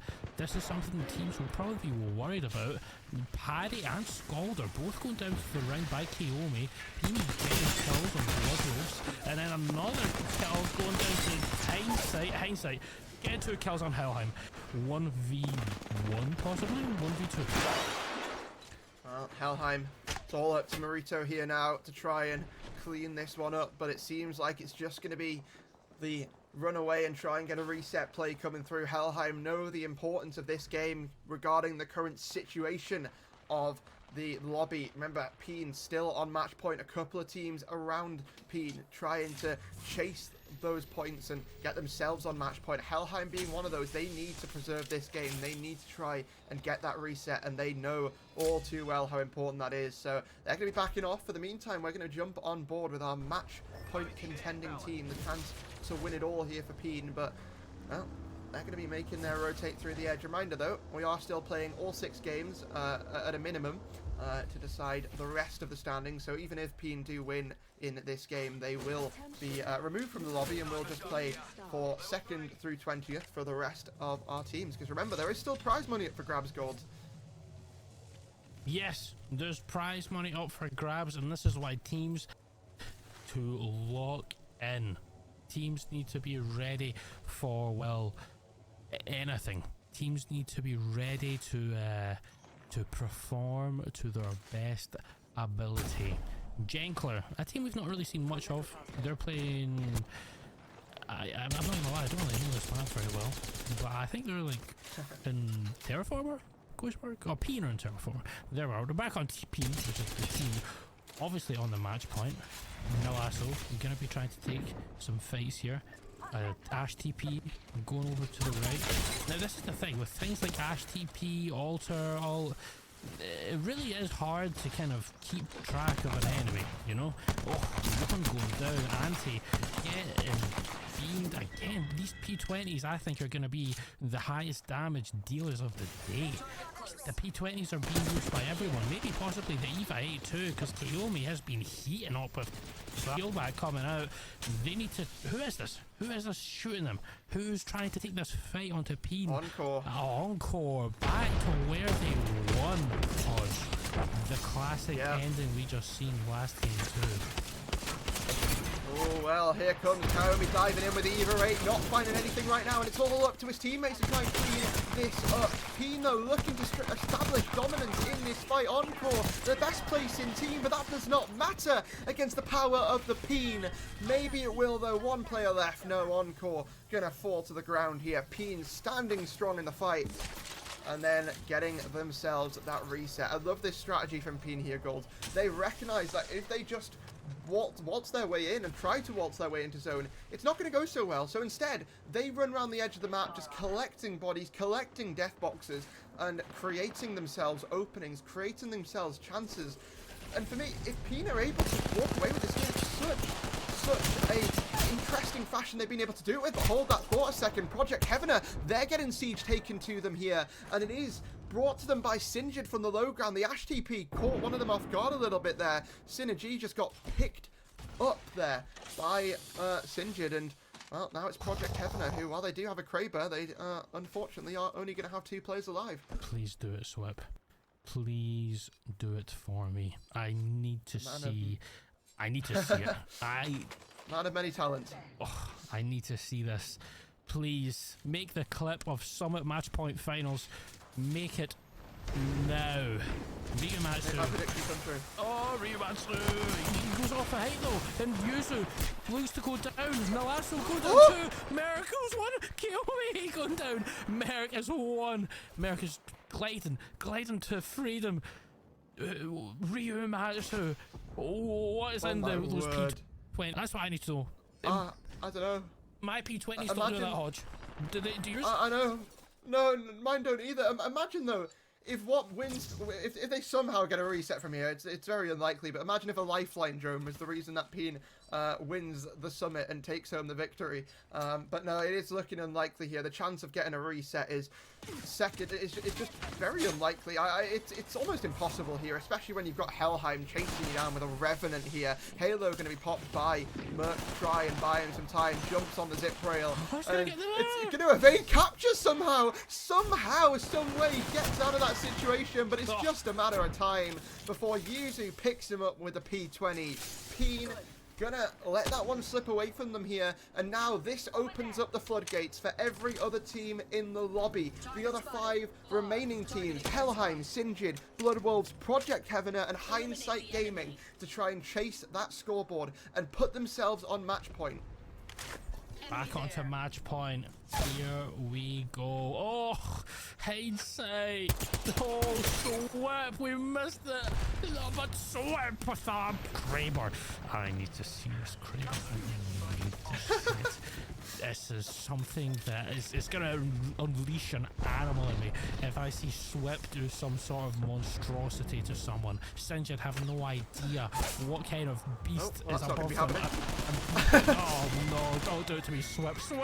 The Gold's glazing needs to really be studied here. I call that a caster's curse or whatever, but you need to stop bigging people up so much because they always just fought to their death. But Sinjid, they've been able to establish themselves a little bit of a cubby here to work with, but they're getting pushed at Hindsight Gaming very close nearby, looking to make a play for themselves, and they're going to look to try and all in on this up the ramp. Sinjid looking to try and get that reset, but Hindsight Gaming looking to not even allow it in the first place, either 8 out of the pocket, but will it be enough? Absolutely not. Hang on a second, Finn's been able to hold on. It's Helheim now looking to take charge of the top. Can we just say, for Ryumatsu has 9 kills. Oh, don't do it. Don't do it to him. Oh, he brings it to Kramer and he swaps to P20s. That is how insane the P20s are in the hands of Ryumatsu, showing what is up for Helheim with 10s. What a game there from Helheim, re-establishing their week 1 form, re-establishing dominance in the summit. And, I mean, the team who puts up kills like it is just, you know, you think with the way they put up kills, it's just like they're getting out of bed and living another day with the amount of kills they put up. But it's nice to see them establish that with a win as well, because my criticism of Helheim since week 1 has been they can put up so many kills, but they don't always bring the wins along with them to go alongside it. And for me, now seeing that Helheim win has reignited my belief in that team, just like Ben's, to potentially walk away with the victory here. And what a way it would be to do it with. 100%. I mean, as I was insinuating there, it's getting hot in here because of how hot that performance truly was. Helheim, from the depths of hell, have risen up through the fire and the flames and are showing exactly why they want to take the crown in the Summit Season 1 Match Point Finals. Another incredible performance. I think my favorite shot there had to be when they were trying to take out the Blood Wolves. You had the Revenant pounce, and then he tried to do a trick shot with the Kraber. Like, why not? But I think everything at the moment here, they are just showing that they, in these last 2 games, that they have got the playbook for this map sorted. From A to Z, they are completely sorted on Broken Moon. It's when they move on to World's Edge and on to Storm Point, are they going to be able to continue that? Broken Moon has been their strongest map. Will we be able to see it moving on to our other maps? Yeah, that being said, that was a 21 kill game there for Broken Moon. 2 games in a row, Broken Moon. They have turned up and showed how to get over 20 kills in both the lobbies on Broken Moon. But like you says, we are moving to Storm Point next. 2 teams now have made it. They have 2 made it onto match point for our next matchup. It's going to be Peen and Helheim. Project Heaven are still just slowly eating away at points, but they're not getting close when it started off very strong for them in map number 1. Who's going to be the next point? Are we going to see a win in map number 5 here on Storm Point? Or are we going to see another team hit match point finals goals? I have no idea. But I'll tell you what, I had to get you news. Okay? If Peen win, Mark, this is probably universal for all of us. As we seen Helheim on week 1, we were adamant they would be a number 1 contender. Right? Peen wasn't in the equation, because of they've had a rough 5 weeks, a rough 4 weeks. They didn't play in Losers 2. So for Peen to come into match point finals and perform the way they have is diabolical. Maybe they were just playing it cool. Maybe they were just like, you know what? We don't want to show off how good we really are until it really needs to happen. They were just getting as much rounds and as much practicing as possible, trying to suss these different individual teams out, because some of these teams are new to Summit, some of the teams are returning teams, so they do know a few of them, but they won't know every single one of them. But yeah, I mean, Peen, good opportunity there. We're taken out though. Helheim chased them down. Then Helheim decided to chase down everybody else after that, and then they come on top in that map. That was just filthy. Like the ending to that was just disgusting. That's definitely going to be a clip for sure in Summit, and obviously it goes on to win the match, which is even better for them. But we've got another VT to come up here as well, so let's go take you to that just now before we go into our 5th match. And speaking about a Peen, let's go to some Peen action. Yeah, some Peen action. Some say they are a revolution in the game. Some say they are the future of Apex Legends. Others say they are simply 3 guys hard stuck in need of a miracle. They said it was impossible. They said it couldn't be done. Yet, against all odds, a new force emerged. A team built not on skill, but on sheer determination. Introducing Peen, the legends of competitive Apex.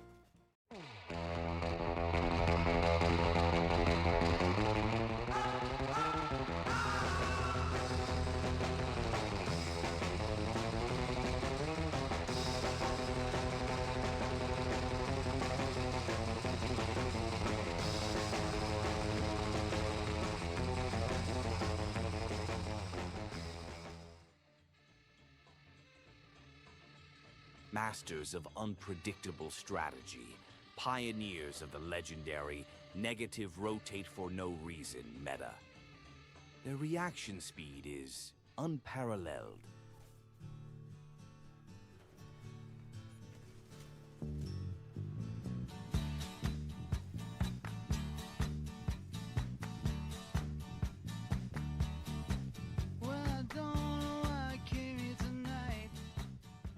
Their decision-making is revolutionary. It was a teenage wedding and the old folks wished them well. You could see that Pierre did truly love the mademoiselle. And now the young monsieur and madame have rung the chapel bell.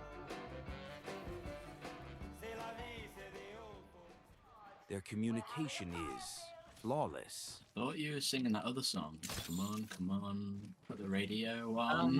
Come on, radio on. And their mental resilience is unbreakable.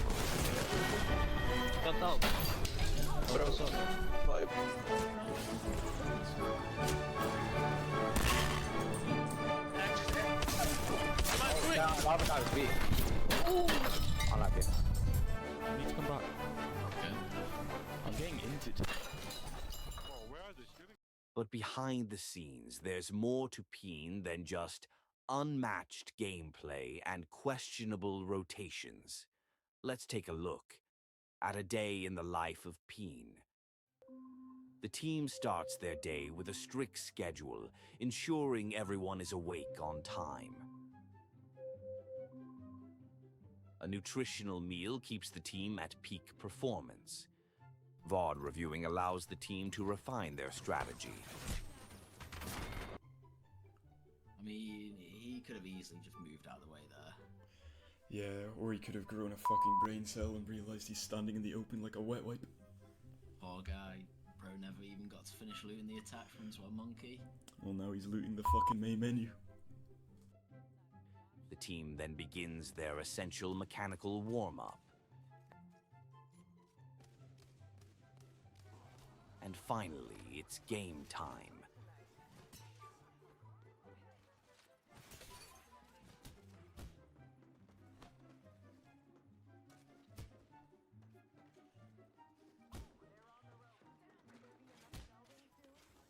And thus, the grind continues.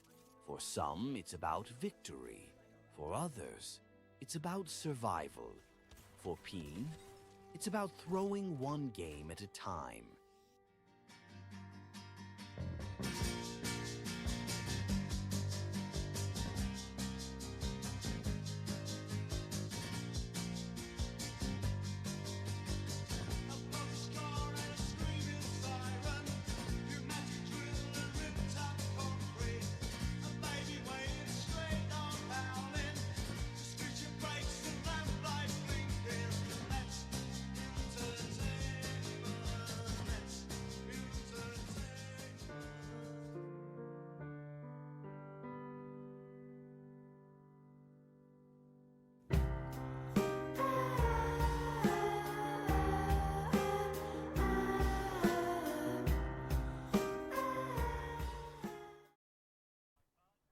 Well, we just seen the lovely Peen fiction in action, and you know what? It is very fitting considering the position we're in here. Match point finals. They're the first to make it. They've got the first chance to get there and knock it off.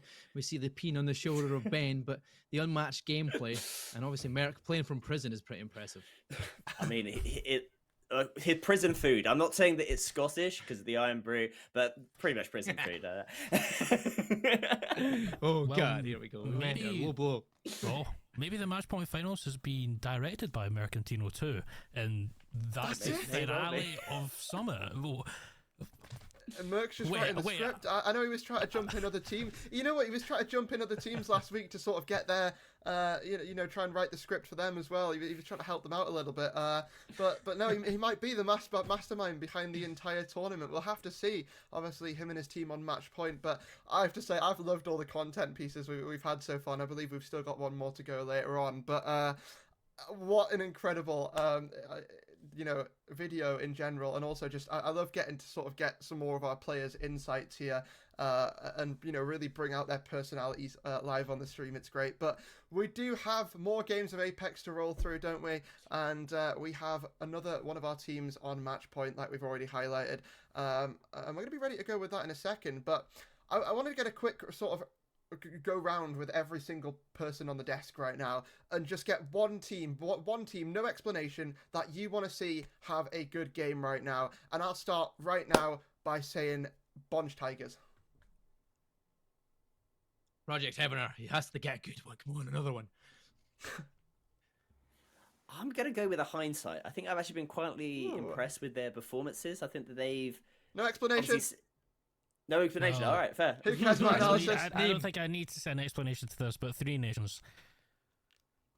Cool. Anyway, I'll let you go back to your hosting duties now, Mark. Yeah, there we go. It's going to be Storm Point. It's map number 5. It's me and Ben. We get a chance to potentially see the match point 1 on match number 5. But there is only 2 players up for grabs, or 2 teams up for grabs on this one. It's going to be Peen and Helheim. Couple of teams on the edge of it, not far away. Encore and Project having a good game from them in this one, and obviously not Peen or Helheim winning it will give them a chance to potentially get onto match point as well. And I want more than just 2 teams on match point. Please, come on, for the life of it, let's go to map 6 where we still have about 4 or 5 teams fighting for that match point finals, as we will be getting that countdown towards Storm Point. And this is going to be where it changes, because Broken Moon has been the solid stature here for Helheim. Now they're having to go into Storm Point and see what they can do here. And Peen, I mean, it's Peen. At the end of the day, they've been shown dominance in the maps with this meta. It has been great for them. And Ben, I'm assuming you're hoping that Peen on your shoulder and the Peen in the background, the full support is behind them, and it's also behind you. But do you think they've got what it takes here to go on and win it here in Storm Point? I mean, to be fair, this was I think, as we've mentioned, Peen, they're really loving this meta. I think Helheim as well. Also, once they've actually now kicked this in, they are also going to be liking this meta. One team that isn't going to be liking it is Calypso, who unfortunately have dropped out of the competition. So we are down to 19 teams. But for those who are down the bottom of the lobby, there is now a chance, because there's one less team that they had to compete against. There's more chance and opportunities to get themselves points on that board. And I know that right now, Hodge is going to be in the air. He obviously wants the Project Heavener team to win, but he did say that it was going to finish in 5 games. So this is the first game that we're going to be getting where a caster has predicted it's going to finish. Game 5 was Hodge. Game 6, I believe, was you. 7 was Golds. And Game 8 was myself. So we've still got quite a lot on the board when it comes to our predictions. As we do drop in, and we are seeing Project Heavener and Co. Oh, yeah. Sorry, we've just got a production. We've got Helheim here. Opportunity. Yes, a peak opportunity moment has just come in.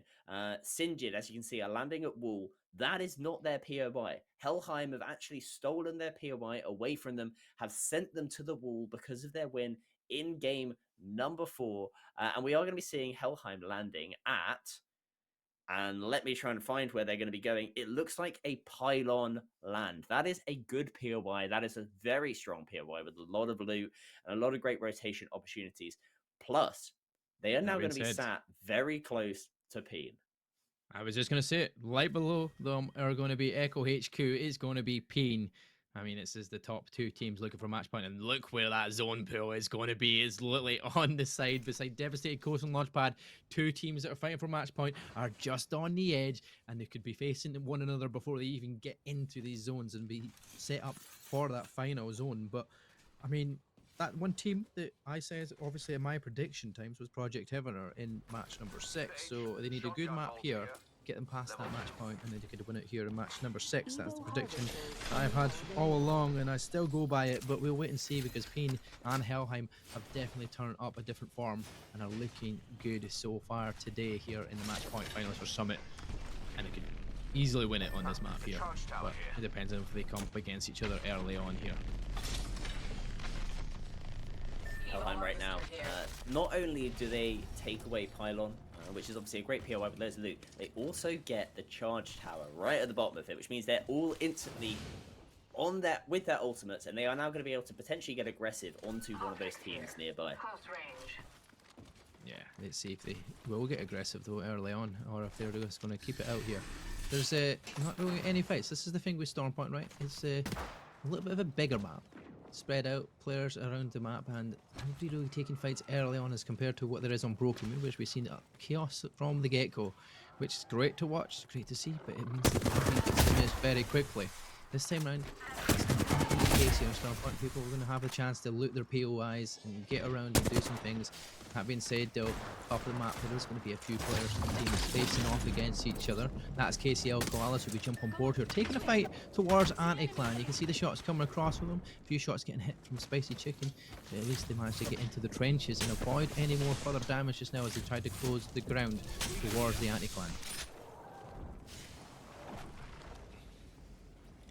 As we are seeing charge there from Project Heavener, getting a knock as well. So Project Heavener potentially getting their first point on the board. And we are seeing Helheim now get super aggressive.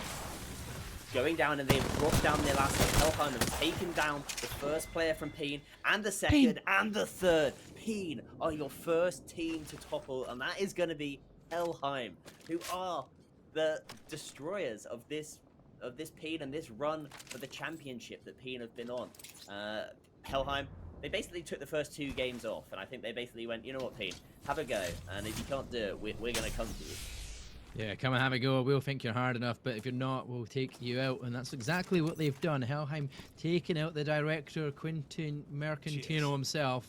And now Helheim is the only team in the lobby with that match point potential to take it to the end, and they're still close to the new zone. But we're going to jump on board by listening to Encore as they take a fight here towards KCL and Sinjid all in the same zone.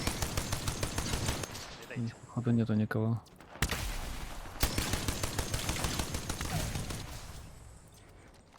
Один чел остался.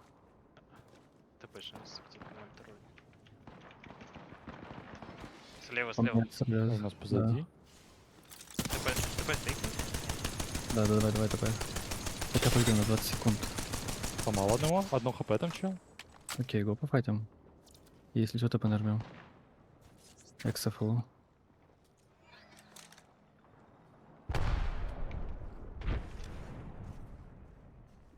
Заряжаю Рампаву. Я хочу в центр хаешки попасть. Я не вижу. Она не попадает. Да нет ТП над ними? Эмпатию. Есть, но их здесь уже. Они вышли.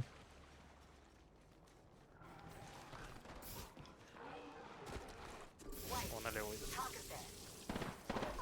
Давай ТП на них.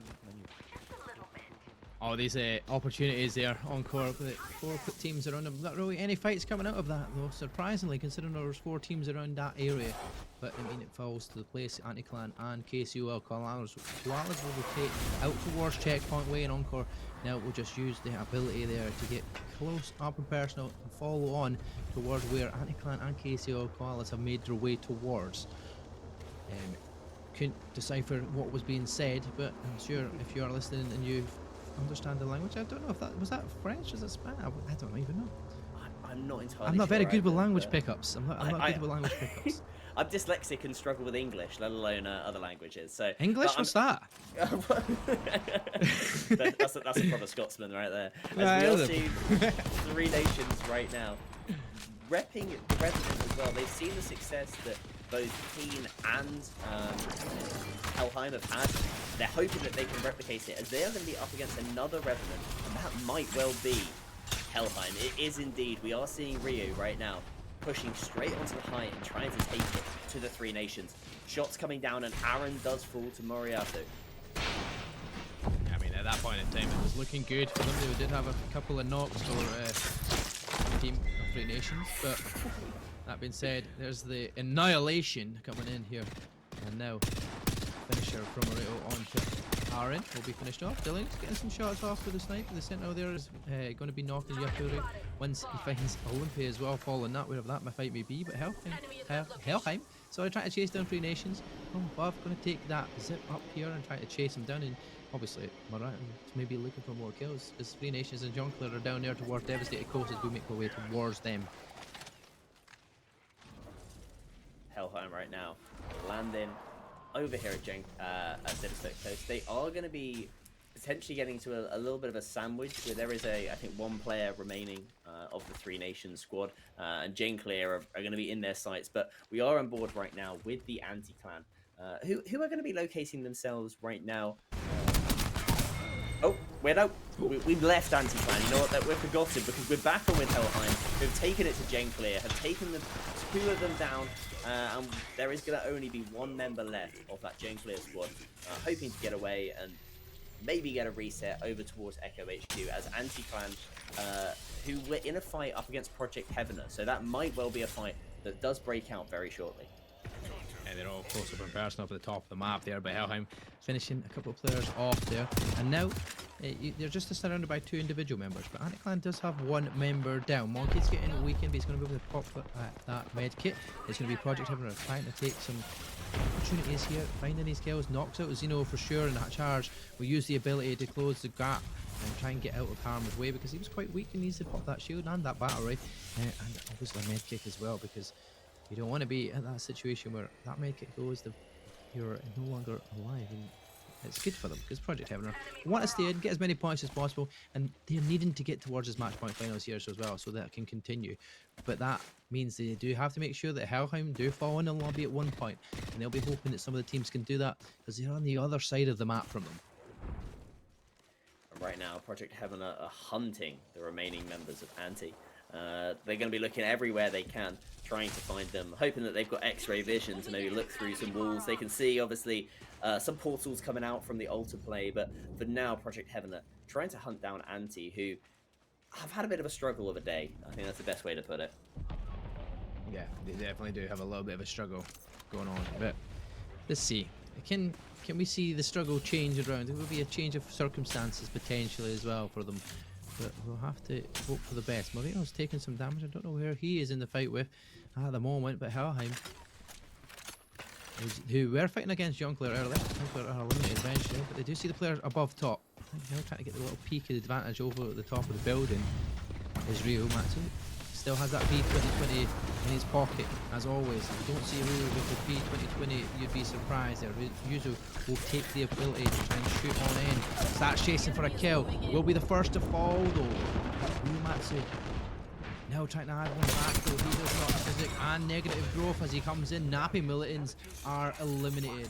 Ryumatsu finding the final kill there onto Uwe, and Nappy Militants will fall. Now that will be another good position for Hellheim as they'll manage to get their reset completely, get themselves back to the shield, full ability, full strength, and ready for the next fight, as they did manage to push themselves out of the zone for now. What that also is going to mean is not only is Hellheim obviously getting more kills and taking more teams out to push themselves to that chance of victory in this game, that is also going to be pushing them up further in the leaderboard, which does mean that if ultimately they aren't going to be able to win a game on match point, there is still a chance that they're going to be ahead of Peen in the overall standings, and looking for that second place potentially, because that is obviously something that does come into a factor in the match point setting. You're not always able to get the win, so trying to play for second place and for the kills is exactly what Hellheim is trying to do. Taking down Paddy, this is going to be the Blood Wolves that they are up against, and unfortunately for the Blood Wolves, it is going to be the end of their game here. Yeah, Hellheim just chasing them down. They're going to see players passing as well, and that's going to be Sinjas. They're going to try to take shots at them as they pass through the skies above them. They are going to be able to get away for now, but a lot of damage taken. We're going to jump on to a little Helheim listening to our team that are only left in the lobby with a match point opportunity here. Vas-y. By the way, il y a une team ici, tu sais, on s'est fait tuer. Ah, je sais. Venez, Bah, on est ouais, on sort ce qu'il y a derrière nous et après on joue top. Hein, parce que Non, top, venez, ouais, on va jouer backside. Venez, Vas-y. backside. Vas-y, on faut les. Les ballons et tout. Venez. Et bien sûr, les gars, si on meurt parce qu'on a int la game sur des nullards, on va péter un câble. Ouais. Il se fight en plus. Faut le taf. Je suis en bas. Manute, je vais pas point nul, t'as pas besoin. Je peux pas tirer, les autres. Ouais, mais, on les sert, Vas-y. Lolo. Ils sont EMP, hein. Ils sont EMP. Tire. De loin. Crac. Chill. Oh, derrière moi, non? Ah non, c'est des dragons. Non, c'est pas grave. J'arrive. Ouais, ça va jouer. Ensuite.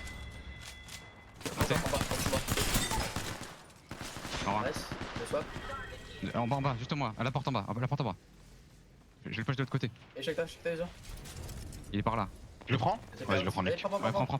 Non, prenez pas. Revenez. Je crois que je suis mort. Venez backside. Je vais TP sur moi, venez. Wow, Ryu, Matsu once again, P2020 and Revenant working well for them. But you hear the comms there. Kraber, as one of the players does get a shot at, but they managed to jet out to stay alive and keep yourself in the hopes of winning the match point right here, right now, here in Storm Point, as they're the only team in the zone. Everybody else falling on the outskirts, trying to get some more points. For example, Project Heavener, as we have jumped on board, they've lost synergy so far, but Insight will be eliminated. That means the reset could potentially come on, but they're up against Blanche Tigers. They're still below on that low ground. Use that altar in there, get through. The teammate will follow on in. Doesn't matter, Project Heavener will eliminate them, and Charge is leading the way with the kills there for that one. And that's a good little finish off for Project Heavener. I'm pretty sure at this point in time they're going to get themselves match point opportunity here after the way their lobby has been going. But for now, they need to make sure that Helheim do not finish on top and in that first position, because that will mean they are your winners. It'll be all about second place after that. But ZNE, we've not really seen much of them so far. We've got 4 and so on, but in the meantime, instead of that, Helheim doing Helheim things. Ryumatsu will fall though. He does get one. His teammate's about to help. Morito is there. One more player to deal with. Gets him knocked now. Finishing them off. This is the last member. Helheim are eliminated. We're going to another match for another match point opportunity. I could win it. I could still be here. My projection is so close. I mean, for you right now, it really is the battle of the H's between you and me, mate. It's the H of Helheim and the H of Heavener. There is still a chance that Heavener can make it onto match point, but they do need to have a good performance right now. And just down to a duo, they're going to be looking to try and get a reset, as Anti-Clan do fall to the hands of both ZNE and Empathy. Yeah, we're in our top 6. Anti-Clan, the next one to be eliminated there. Before getting the final kill in the deal with that ZNE. Like we said, they've been on and off. Like, we've had some really standard, solid performances from them in the series throughout the whole 6 weeks that we've been watching them. But today, we're not seeing that from them yet. But they need to kind of see if they can step it up a little bit, potentially. They're sitting in 14th spot before this match had even commenced. So we'll see if they can pick it up here as getting a better placement point for them for sure.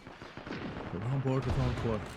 And Encore are taking a fight to Project Heavener. And one does fall. That's Larkin. There you go. Second falls onto Empathy at Cephal. Now, Swip, what can he do? Charge was knocked down as well. So I feel like Heavener is in a 1v1, maybe a 2v1 position, as they will manage to use that ability and dip out with their life encore using the altar once again, because you see how useful that ability is. Right now, we do have the KCL Koalas up against ZNE, and with the ring about to close, potentially production might be able to pull up the map in a little second after this fight. As we can see, there is one member of Blood Angle currently sat in zone. So Blood Angle right now, who have had a tough day, it was mentioned, but a team that might be having an even worse day right now is going to be ZNE. So many nades being thrown at them. Catalyst ult was expended to try and allow them to rotate, but right now the KCL Koalas is doing such a good job to apply pressure and hopefully for them take out ZNE, because KCL Koalas are another team that have had a difficult day of it. Yeah, the difficult thing they've got to deal with though is Project Heavener on the outskirts. It's Henry that will be the first to fall. They're going to get the revive set up here, but are the players going to chase them down? KCL Koalas, Spicy Chicken taking tons of damage. He's going to fall. It's all down to Luxor. What can Luxor do at this moment in time? It seems like nothing, as Charge will take the kills and look to try and finish him off, but he's going for the loot box instead. KCL Koalas will fall though, and that will be them eliminated in 6th spot. We've got Project Timber making it to top 5, still as a 2-man, but in a good position here to guarantee themselves good kills, good points, and maybe even that match point opportunity going into map 6. Yeah, one thing I do have to note, somehow ZNE are still alive. I actually can't believe that, with how many nades and how much utility was being thrown at them after they used that Catalyst ult to try and rotate over to the hill. They are still alive for now. I believe that is them getting shot at, and Project Heaven are surely going to ape from the building to take out the last member of ZNE, as that does indeed happen. Swip picks them up. That is an L for ZNE in this game.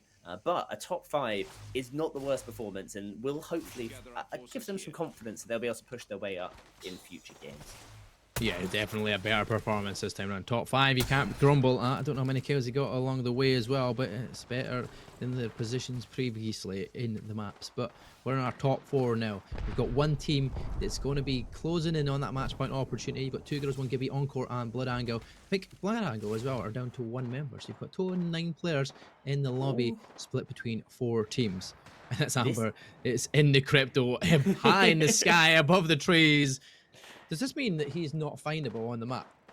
He is currently invisible to the naked eye. There will be like a slight sound or a slight ripple effect that people will be able to see if they look out for it. But right now, Crypto is an absolutely great call for them being able to hide. They are going to have to move. They are just slightly outside of the zone. But for right now, Blood Angle are still in this. As 2 Girls, 1 Gibby are playing this game to an absolute T. They are sitting on top of this height. They are going to be looking at Encore. Project Heaven are in the zone right now, just down a bit, and it is going to be Encore who are going to try and push and get a little bit aggressive. Yep, this is it. 2 Girls, 1 Gibby onto Encore. 2 Girls, 1 Gibby, solid spot here. Watson, Walls upset as well here with the fences. They're near Walls because you can see through them, and you can probably run right through them as well. I'd recommend doing it, but some players don't care. Sometimes they just go all out through them walls, hope for the best. 2 Girls, 1 Gibby, Project Heaven are those. It looks like they've managed to turn Encore's eyes as Encore now tries to find Blood Angle. There we go, they're eliminated eventually. Managed to make it in the top 4. 3 more squads remain. 2 Girls, 1 Gibby now are taking the fight towards Encore though. And let's see if they can finish them off. They do. Now, Project Heaven have the chance to win the match. This is going to guarantee the match point opportunity here as well. There'll be 3 teams at least on that match point going into that final match of 6 that we're guaranteed to play. There could be potentially more games after this. The way that these are going, the teams on match point have been falling earlier in the final zone. But 2 Girls, 1 Gibby could be I was going to say, what's interesting is that this now means that we will be going into game 6 after this, and that means that it will end when it ends now. There was obviously the minimum of 6 games in effect, but right now, game 5, Project Heaven have come to play.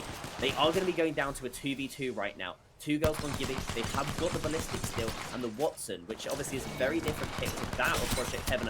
But the P2020s coming in, OMG, 2 Girls, 1 Gibby are here to play. Congratulations to 2 Girls, 1 Gibby, who managed to get themselves some points. Piku is going to be well happy with that one.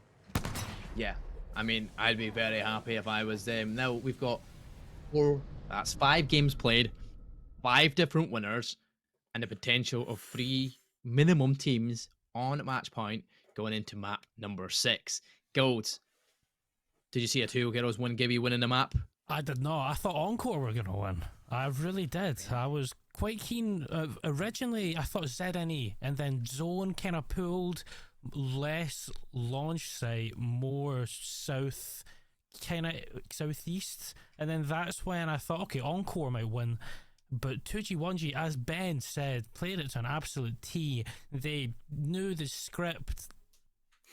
Well, they knew the script that Merc wrote, I'll put it like that, and they've read it and they've spoiled it. They've took the script that Mercantino has had and ripped it in half. We're going on to game number 6.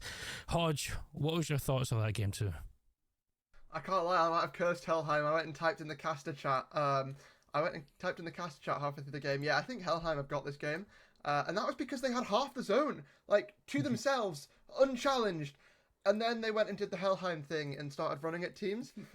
And then we saw what happened after that.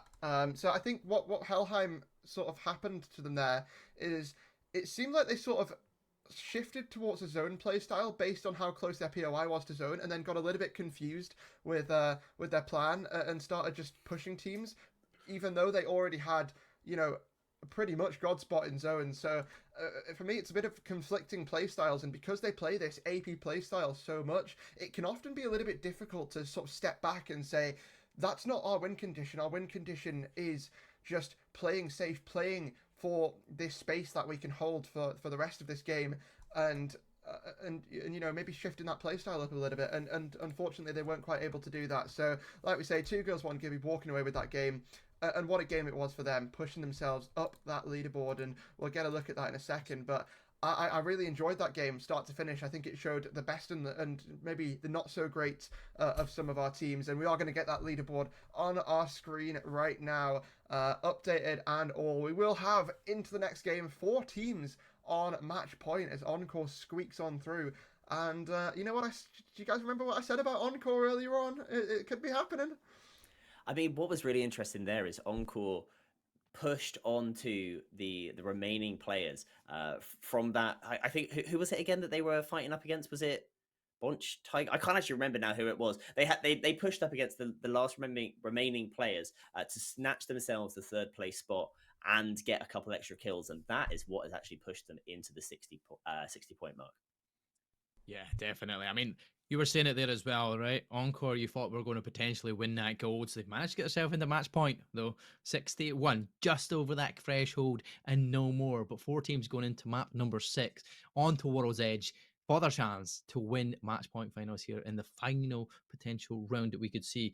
But I think if we could potentially, before we go up, we've got some people going for toilet breaks. Maybe, just maybe, we'll get everybody refreshed. They'll be emptied and they'll be ready to take this match. I know some of these players have probably sat in their chair and not moved from all these matches so far, like we have. We get a wee bit of break as casters, swapping back and forward, which is perfect because we've got 2 and 2. I mean, nothing can go wrong. We could just sit back, relax, and watch. That being said, it'll be me and Ben sit back and relaxing and hoping that you don't get that match point win again, because we want to take it away, but it don't matter. You got it last time. There's 4 teams. We did get it last time, I think. Did we? I can't even you remember. all 3 got it last time when I left. I didn't get it last time. It was all 4 of us. That's what it was. Q Ben's video that you know we might see later on maybe. But Q Ben's video of me leaving and then ending the next game. Yeah. That was a tough one for you. It was a tough one, but I didn't really want to wake everyone up. But I don't really care this time. Everyone can get no sleep, and they can all go to work and school tomorrow feeling like they've witnessed a win from one of these great teams that we have potentially on match point now, potentially closing in on it. But I honestly, I don't know. I don't know how this is going to go. It's impossible to predict at this point, but we will have a little bit of time to before we get into our next game. So, you know, we spoke about Ben's video, and I think it's better that we just sort of show it to you now. So, cue the Apex Legends Summit funny meme video, I guess we can call it. The absolute cinema video, that's for sure.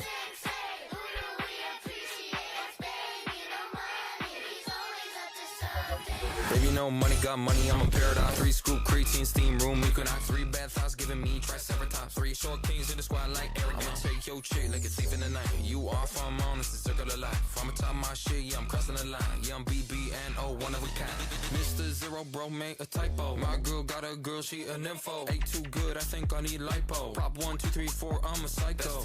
Commas in $1 million. That's 2. More than I'm giving in fucks. That's 2. Shotties with a big old butt. That's 2. 4G out of sets on a truck. 1 to the kidney, 2 to the dome. That's left, right, go. Got a roadie for the brunch and a panic for the show. That's left, right, go. Got a big new body and a whip it like a pro. That's left, right, go. Got a great main chick and a real bad hoe. That's left, right, go.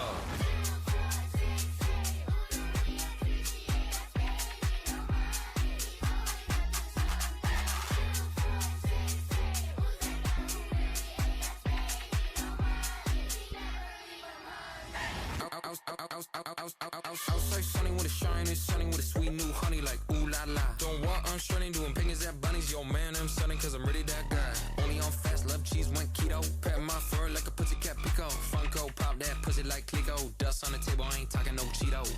Bands on bands on bands on bands. Yeah, I pay millions on my tags. Bands on bands on bands on bands. Bet on me, that's a one-step plan. Doing that dance. Shaking that jetty, yeah, shaking that jam.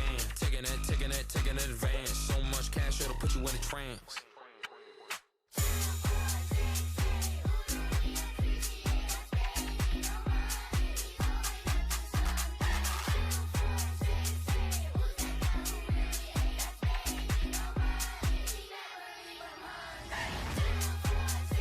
That's left, right, left, right, left, right, go. That's left, right, left, right, left, right, go. That's left, right, left, right, left, right, go. That's left, right, left, right, left, right, go.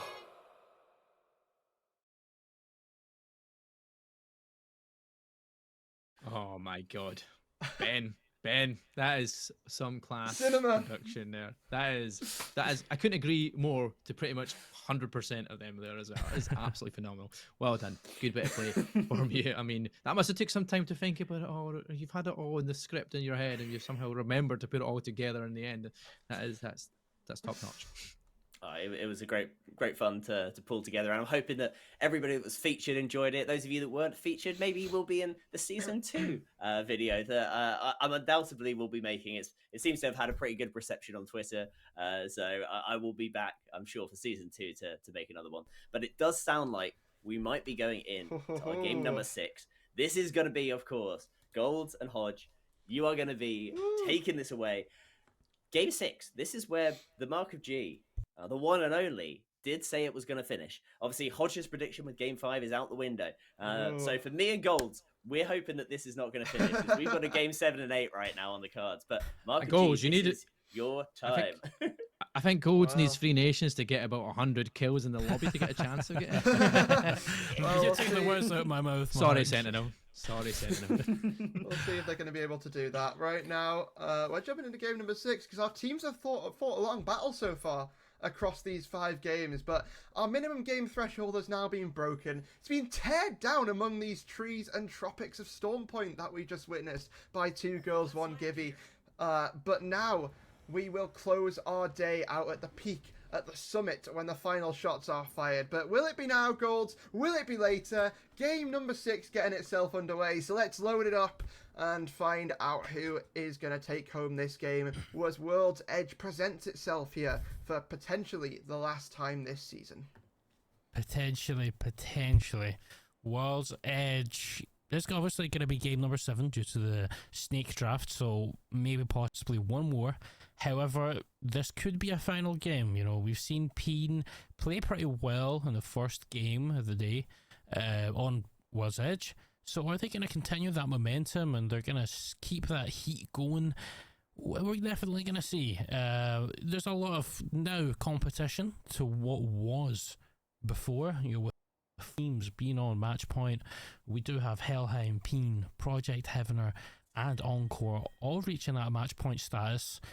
So yes, definitely put a bit of spanner in the works. And I'll tell you what's put even more of a spanner in the works. A skyhook finish is not what Peen need. Peen are not going to like that. But I'll tell you one team that is going to like that at some match point. Project Heavener. They landed in Fisher, and that is extremely good for them. They're going to have to take the fight over in Skyhook West, hopefully. Maybe win the POY. And then, to be honest, it's pretty easy for them. So hopefully they've read the zone correct. Hopefully Project Heavener check out, and that's Mark's predictions all correct. Oh, we can't let Mark be 100% correct. Oh no, I mean, definitely not. At least let us be 50% correct together. I mean, I can't get the amount of games, but I can get the team. So, Project Heaven, I appreciate this is a good zone for you, but can you just wait until game 7, please? That means I'm correct then. Much appreciated. That means I'm 50% correct. That means only Ben is 100% wrong. Which well, I mean, you know I what? think I'll that's take that. more fair. I think that's more fair. You know what? He got to, I know you did as well, but he got to sort of crown the match point champions last time, so I think let's bin him off this time, and we can just run away with this one. But for the time being, we're going to be jumping on over towards Helheim, one of our teams that has in fact reached match point. They're going to be taking an early skirmish this time, and it's so far not necessarily going to be going their way, although they're going to still look to keep up the oppression here as they charge across towards across, sorry, towards ZNE, but ZNE, they're not sticking around. They're already out of here, and they're moving on up to rotate in towards that zone. Three Nations also off screen moving up towards Geyser, and they're looking towards Nappy Militants, potentially about to have a standoff against them. So be interested to see if that's going to start to kick off, because Nappy Militants, one of them may have got a little bit caught off guard here, and I think Three Nations have recognised that maybe the team's been split up a little bit. Yeah, Nappy Militants haven't played to their full potential today. I think that's 100%. But just from that beam onto Aaron there, and Host, negative growth. Showing. Oh no. Okay, I think I cast a cursed a little bit too much there. Sentinel. Getting the reset. Okay, we're okay. We're okay. Oh, but I think I spoke about my God. Again. Sizzix. That is Castica Central right there, Gold. I'm sorry, but what was that? Anyway, I'm moving over quickly probably because we've got some more skirmishes.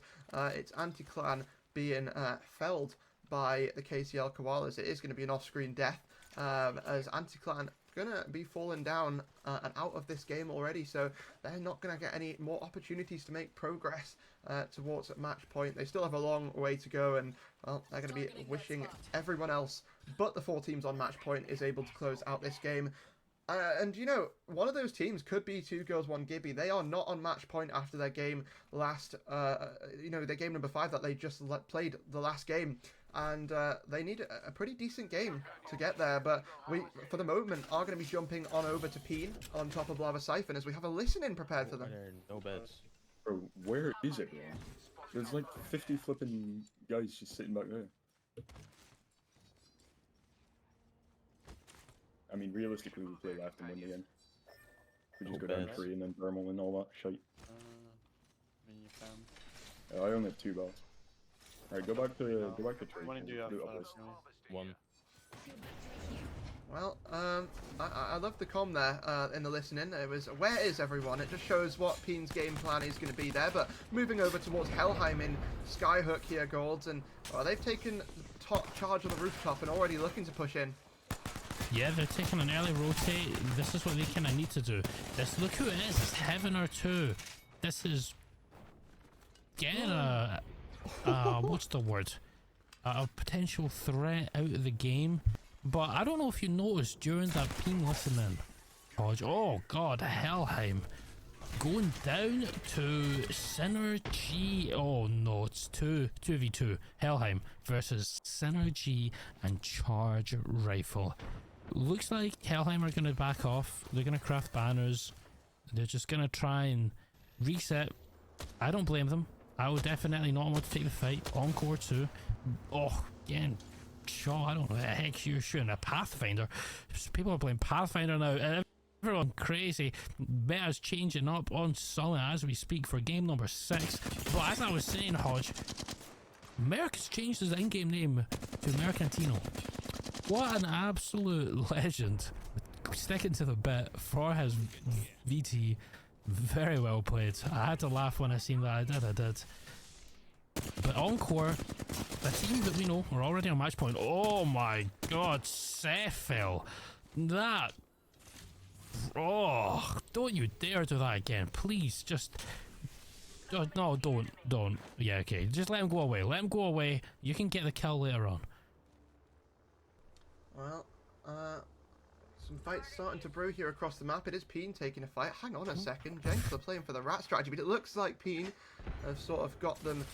They're in the know. They're in the nose at all, it seems, and just trying to flush them out of this little cubby room. But seems to get them out of here. They're going to have to do more than throw a couple of nades in, or maybe are they not? They're actually going to take a little bit of damage there to the nade and straight up and out with the altar. Hang on a second. They're just taking to the roof, and Jenkler now might have just big brain Peen, but Peen, they're going to try and use this altar to try and take to this high ground. Will they be able to get anything from it? Taking the Ash TP on to the top of them, and now mowing down from above. Eva Ray hitting all the shots and followed up by the wingman here. Peen establishing dominance over Jenkler.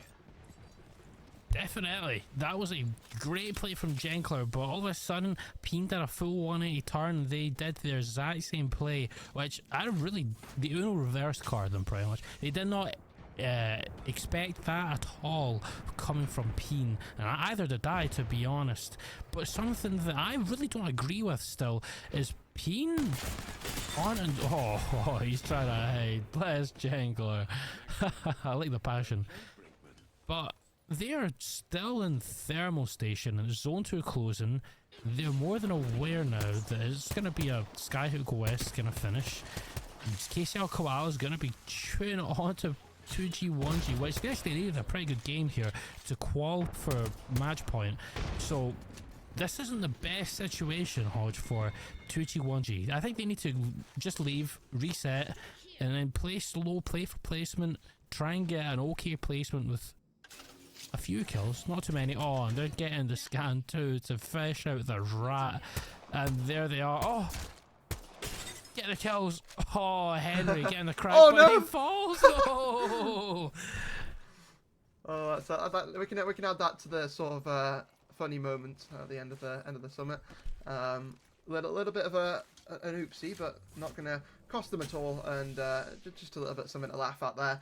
KCL Koalas, they haven't had the greatest day so far, so they will need to pick up the pace. Hang on a second, speaking of picking up the pace, it's Ryamatsu with the P2020 looking to try and get a couple of people dead here. Is able to find Nico from the XA Amber, but they've been able to find one, and they're going to be looking for more than just that. A Caustic. Interesting. Very interesting to play in Caustic. Maybe they're preparing for 40 days for the Caustic buffs. Oh, allegedly. Allegedly. I don't know. I'm not insider news, everyone. So I don't know, but I'm telling you, next meta is going to be Apex Seer Legends Caustic. Apex Legends Esports reposted the thing, so obviously Gold is I'm in with the client. Yeah, I'm in with EA now. We're like way back. Nappy Militants. You're a developer. Yeah. Yeah. If anyone needs any bugs fixed, feel free to DM Gold. Sure. Something like that. Sure. Yeah, sure. Speaking of a team we've not really seen much of, is Nappy Militants. They're going to be currently in zone, round 2 closing. They have the meds to stay alive here, but I don't really agree with them being so far into zone still. And with the zone closing, I like this play from Encore. Encore, with what you've been saying, do some very, like, their gameplay is very robust, you know? I feel that the decisions that they do make are very well thought out. I'm just looking towards the zone here on my other screen just to see where that Skyhook pull was going to go, because there's a good majority of the teams here, Gold, who also have just gambled for a Skyhook pull, and it is containing the whole of Skyhook, but the thing with Skyhook zones is, when you gamble for an early rotate on a Skyhook building, you're often playing luck of the draw, and if that draw doesn't go your way, good luck getting into another spot. It's very, very difficult to traverse, but you know, you highlighted Encore here. There's a lot of gatekeeping happening around the map right now. Peen on the sort of western side, gatekeeping Nappy Militants alongside Project Heavener, and Encore also gatekeeping Euro Penal Shake here. So a couple of different people playing playing the gatekeeper, but let's see how those fights develop. And Peen over towards Countdown. Look like they might be about to be put in a sandwich here, as they don't quite know of Nappy Militant's presence. Now they do. It is going to be Nappy Militant just getting obliterated right there, and Project Heavener also nearby, but it looks like they're not going to opt to move forward and try and take anything, you know, massive of a fight. So they're sending one player forward here, but it's really just to establish some presence here, Golds. It doesn't look like they're opting for the all-in fight. No, definitely doesn't. I don't know if I like where teams, or I don't like, no, not teams, I mean Peen in general, are kind of playing this. As you say, there's some gatekeeping being played, but I think most teams by now will be in that Skyhook West kind of zone. You know, especially where we just seen it pulling over that kind of northeast side. So I would prefer, if I was Peen, to kind of be in a position where I know is safe and not playing edge, Because if you're on match point, I would much rather play zone than edge. And I understand with this kind of comp that's in meta, it's very hard to kind of play in zone because you can just get inted in with Alter so fast, and same with Ash. However, to me, look, they're in a situation now with zone 3 closing. They're going to take some unnecessary damage. Syringes are going to be used, which is quite essential meds for endgame. It's not as if it's something they kind of needed to do there. They could have easily taken the house in front of them with the scan too, and they put in the altar, so they could easily just do all of that. But for some reason, look, they're playing this really hard edge zone, well, not zone, hard edge kind of play, with zone 4 about to be closing in 1 minute. I don't think it's looking good for Peen. Oh, but they have an evac. But I think they're a bit too late, to be honest, Hodge, to be even considering an evac tower in this kind of situation. I mean, looking at the minimap, there is still options open here, and there's still quite a few options open, as you know, a lot of teams don't quite know that this zone is going fully over to the western side, so there is still, you know, plays to be made here for Peen, but you've got to not waste any time and make them now. A lot of these match point teams are all over towards the eastern side of this zone, so you're looking here towards teams like ZNE, towards Sinjin, towards BXA Amber to, you know, pull off some magic here and potentially look for a win. But Peen, they're focused on kills right now. They're pushing in, and it's KCL Koalas who hold the inside of this building. So Peen gonna look to try and take siege, but they've already lost one, and this sort of breakthrough in this doorway is not really proven successful. No, the lasso and Merrick is down. The lasso is down. Kiyomi with the bag of Peen on his shoulders. Peen getting eliminated, and ZNE are in probably the best spot in the whole game. ZNE possibly picking up their second one. Oh, Poverty Game. We're all perfect timing to take this fight, but there's the altar. Oh, they're so viable now. They've easily got that reset. I don't mind where Poverty are though, you know, they took that fight very well. They know there's no one around here now because Peen are dead. The likes of every other team that was here is no longer going to be trying to take this fight. It's silly if they try to take the fight here. So I'm really, really liking this kind of positioning for them. And remember, Peen was that first team to hit match point all the way back in game number 3, but now they're starting to get teams join them there. So, you know, They you know, back in game number 3, Golds, they managed to erect themselves that sort of 50-point lead, you know, with quite a pretty good first couple of games. But now, as teams are starting to get, you know, catch them up a little bit, and starting to get a bit more busy around that match point threshold, maybe they're starting to crumble under the pressure a bit. Maybe they're starting to have that sort of match point syndrome which happens to all these teams who hit match point first in every single match point tournament ever, where they hit match point first and then things start to fall apart. Maybe that's what's happening to Peen right now, or maybe they're just delaying the inevitable for another couple of games. But we still have 3 match point teams alive. Project Kevin as a solo, Helheim as a trio, and Encore as a trio. And Helheim are in a really, really powerful position on top of this 4-story building. But they've got to sort of try and squeeze as much power from that position as they possibly can, because ZNE, they hold a hella powerful position, but now they're eliminated. Poverty Gaming holding that 3-story building, and it's all going to start to unfold here, but Helheim, they can just sit and watch. Yeah, they're going to sit and watch on top. Poverty Gaming playing this extremely well. They need a game. They're gonna, oh god, and Encore still alive too. Let's not take them out of the equation though, Hodge. Encore could easily, oh no, well, maybe I've cursed again. Maybe I should just mute my mic for the rest of the day. Are they gonna take this altar queue? Are they gonna take this? Oh, they need to do it. They need to do it. Oh, but they get the reset without it. There's no way. It was Helheim who dived down to sort of look for a little bit, and they're doing it once again here. So they're just overextending, trying to find a little bit of Nox and Ryan Matsy's been able to do that with a P2020 once again, taking down Larkin there. But Encore, they're just getting cooked here by all this utility around and all the gunshots. And now the team sliding down from above. Singe is looking to wipe them. And Ryan Matsu actually sliding in here, trying to clean house. But Blood Wolves are also in the vicinity. Hindsight Gaming, will anyone look for this third party? It seems Blood Wolves are just sort of mixed signals, trying to figure out what they want to do on the map. But meanwhile, Singe are cleaning up shop. Hindsight Gaming also in and around the area, and you know, in the grand scheme of things, Gold, Helheim have been able to just leverage their advantage and continue to hold down this high ground. They're looking super strong and in prime position to close out this game. Yes, in prime position, closing out the game. But there's still two teams. You know, there's still two teams. Yeah. Oh no, no. There's two still teams. A lot more than two. Yeah, there's three teams. No, there's two teams on match point. I think there's two teams on match point. There's two teams on match point. One of them's a solo. Yeah, so let's not take Project Heavener out of the equation yet. The rat of Project Heavener, Poverty Gaming, on this height. I love this composition. I mean, this composition, I don't know if you've seen where this zone's going to end, Gold. Sorry to just jump in there. No, but this is right in the middle of the open. This Newcastle could prove such a big factor in this end game. And, you know, we saw in the lower bracket how many wins Poverty Gaming were able to rack up when they put their minds to it.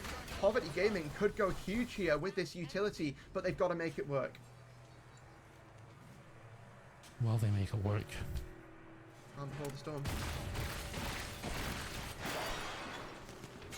Well, Singed, they're going to look like they're going to blink first. Ash rotation into the low ground. Well, that door, there's someone home in there. They're going to have to fight for that positioning if they want to. Meanwhile, Helheim from the high ground mowing people down, and also Singed able to clean up the rat of Project Heavener. So things start to get a little bit more interesting as this final circle starts to unfold. Oh, blood drawn again. Singed also going to go down. Poverty Gaming hold the inside of that building. Meanwhile, Helheim just want to take the fight to the rest of the lobby as Hindsight Gaming is ran down and Helheim look to get the reset. It's a solo from KCL Koalas and the rest of Poverty Gaming now to try and contend with Helheim as they look to try and close it out in 6. This could be it. This could be it. Helheim need to do some... Oh, wait, Helheim! Oh no! Wait 1 minute. The Newcastle shield! They're playing so conserved that Helheim, it looks like they've just got it all wrapped up and locked around their finger, and they do. Helheim, champions of Game 6, champions of the Summit. And well, it might not be at the top of the mountain this time, Golds, but they've certainly made us feel like it was. The demonic team from week 1. And they are able to take that performance. Most kills in the Summit.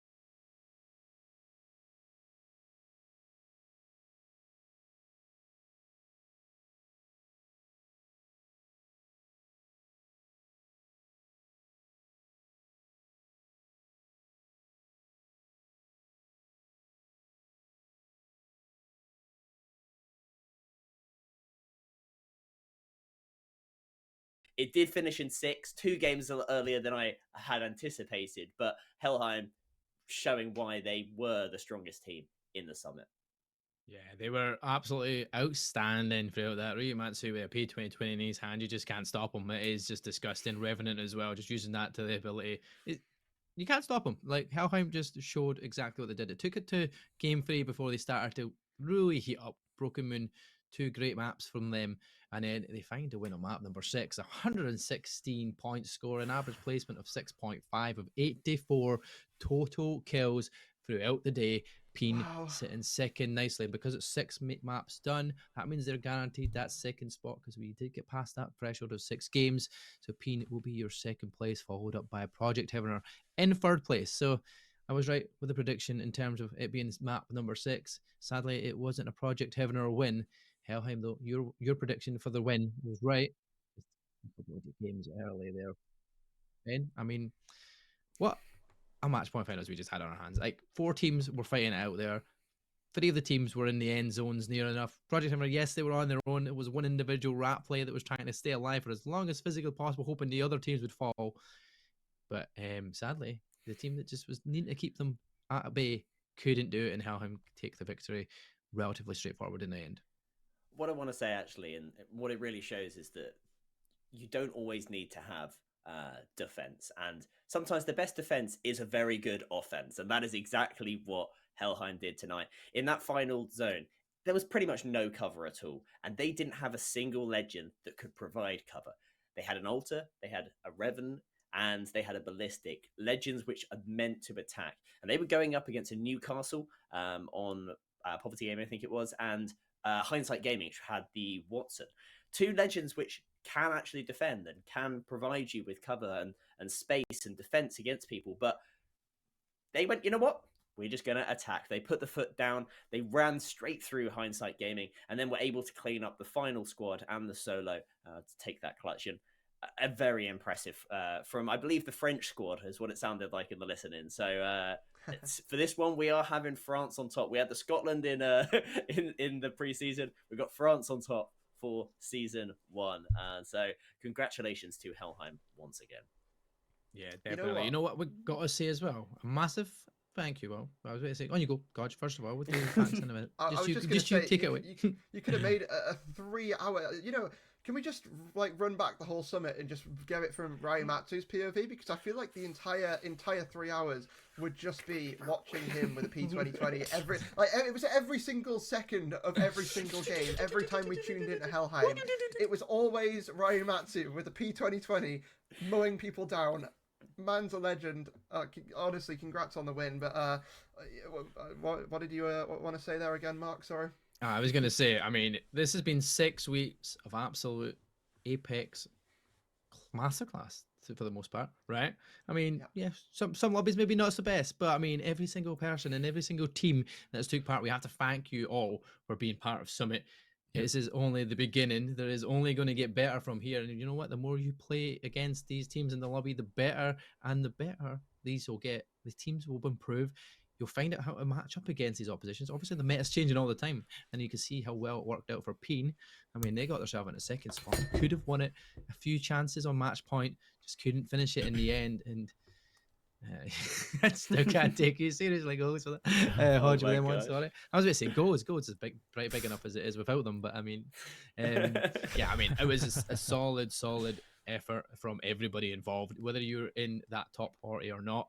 Everybody that's took part, we really do appreciate you all coming and being a part of it. Goals is happy that his baby is doing so well, and everybody that's watching it at home as well. We do appreciate every single one of you that tune in to the channel and watch and support the Summit channel on the socials and everything as well. That being said, we've had to thank a few people for what we have done, apart from you guys all here who have obviously turned up every single week to cast away. Well, we say me and Ben, not every week, but 1 week off we had. It was quite nice.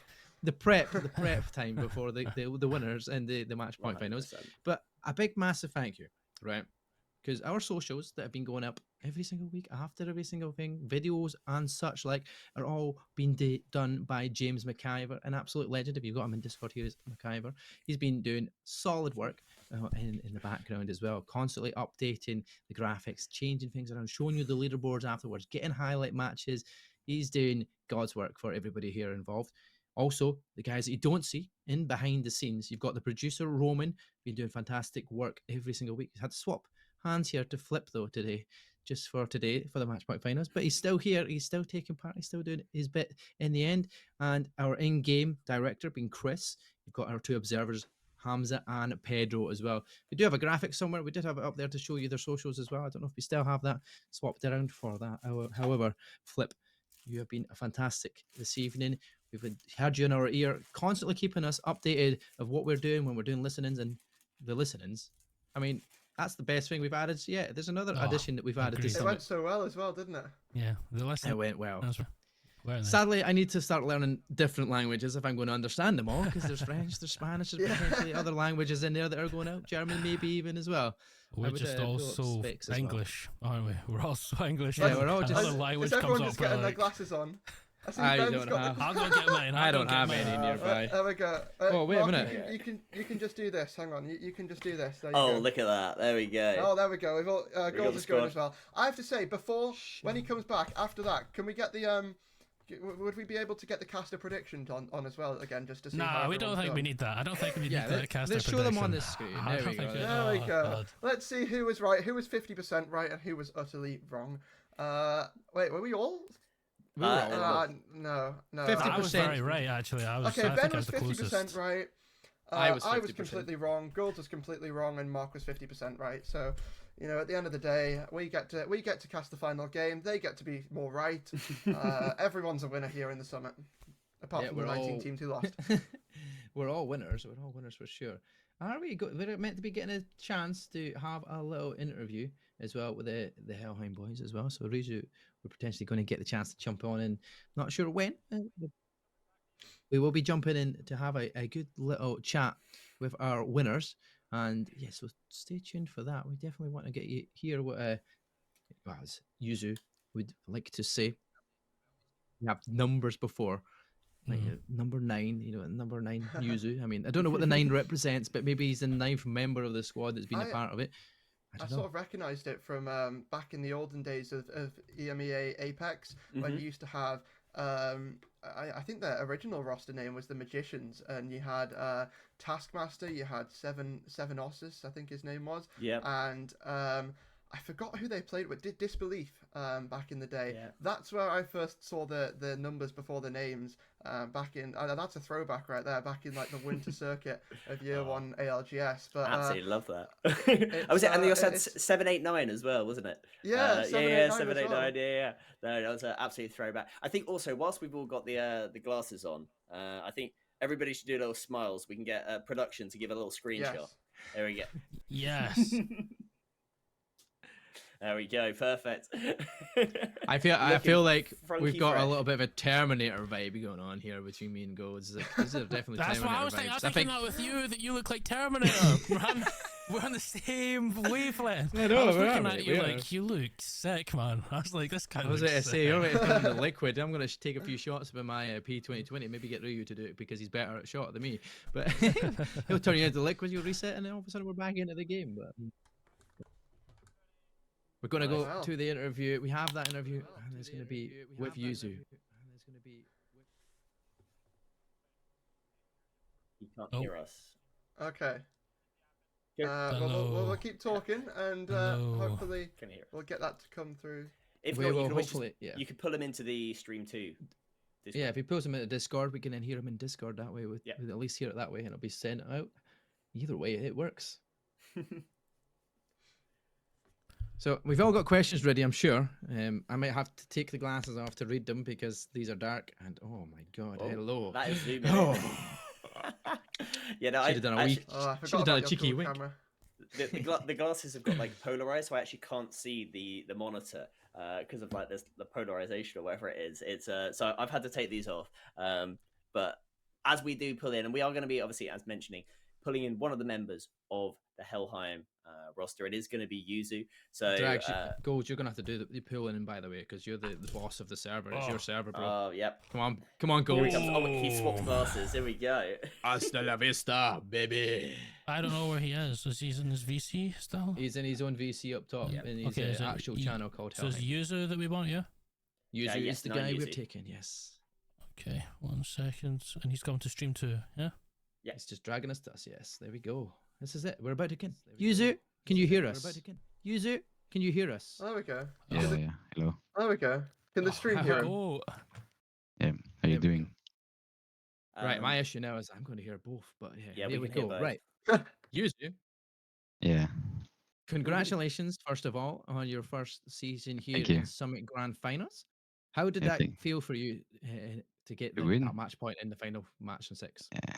And honestly, I mean, inside of, I mean, of us, we know that we were capable of winning, but in the beginning, things didn't go as planned. I mean, as you can see, and first game we struggled a little bit because the thing is, we are not a team anymore, so we had to gather each other each week to just play and keep going, keep for the tournament.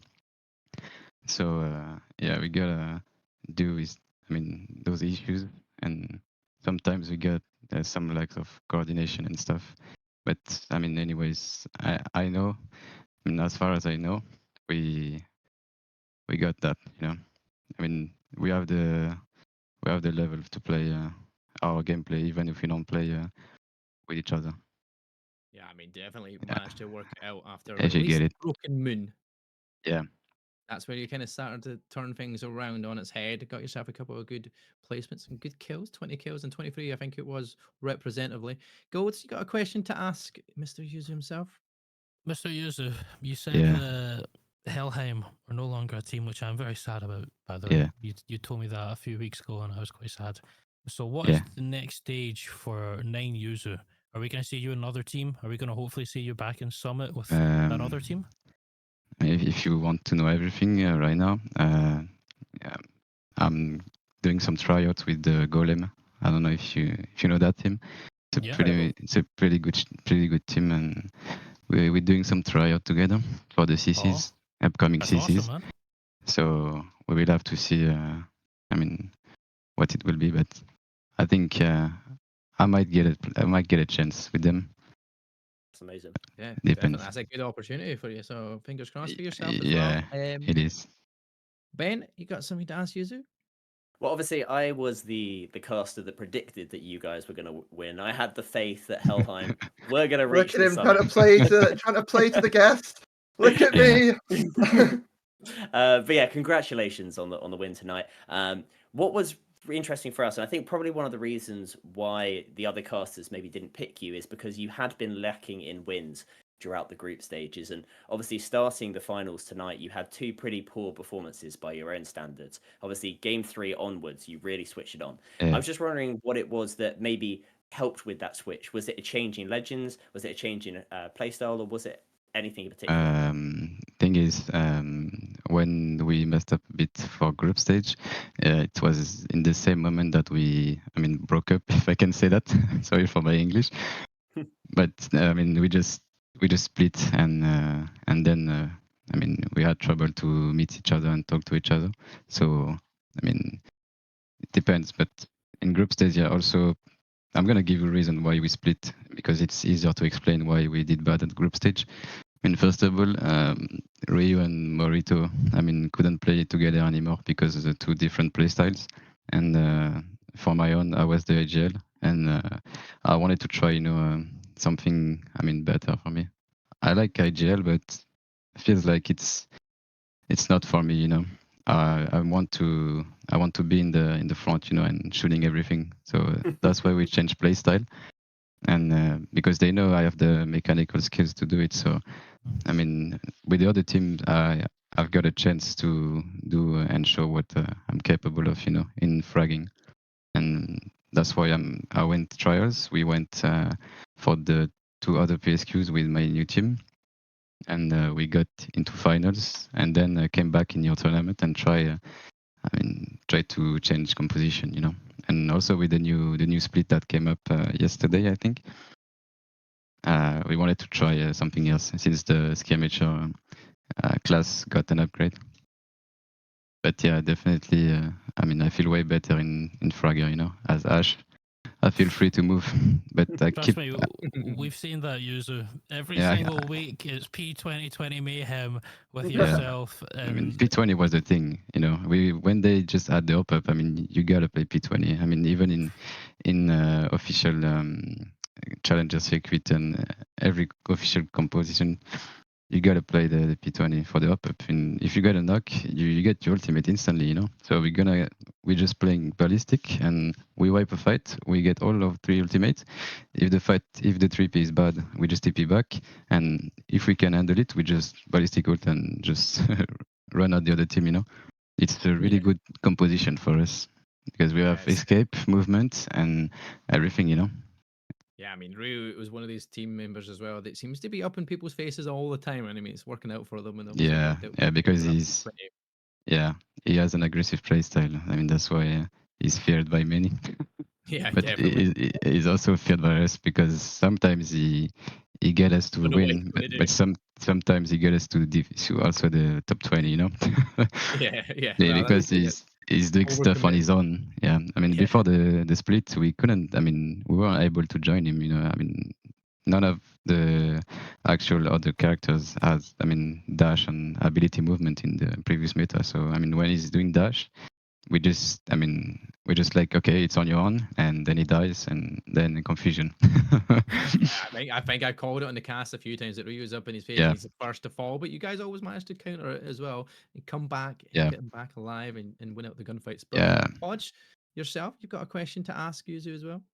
It's more just sort of delving in a little bit to the playstyle. I know you've mentioned it a little bit, but I just wanted to know, in regards to the Helheim playstyle, which has been sort of dubbed by me and Golds over the past couple of weeks that we've watched these, it's sort of like, how much thought is there behind the fights that you guys take? Because we see you a lot of the time, you know, Yeah. running down lobbies, picking up so many kills, but is there a lot of thought of like, oh, you know, we could get third party from here, we could get third party from here, or is it literally just see people, run at them, get the reset as quickly as possible, and then, you know, try and turn Yeah, things around? I know what you mean. I mean, as I said, it's as soon as we just signed up for this tournament, we watched as the team, and we knew, I mean, we were gonna be, I mean, on top in mechanical skills, you know.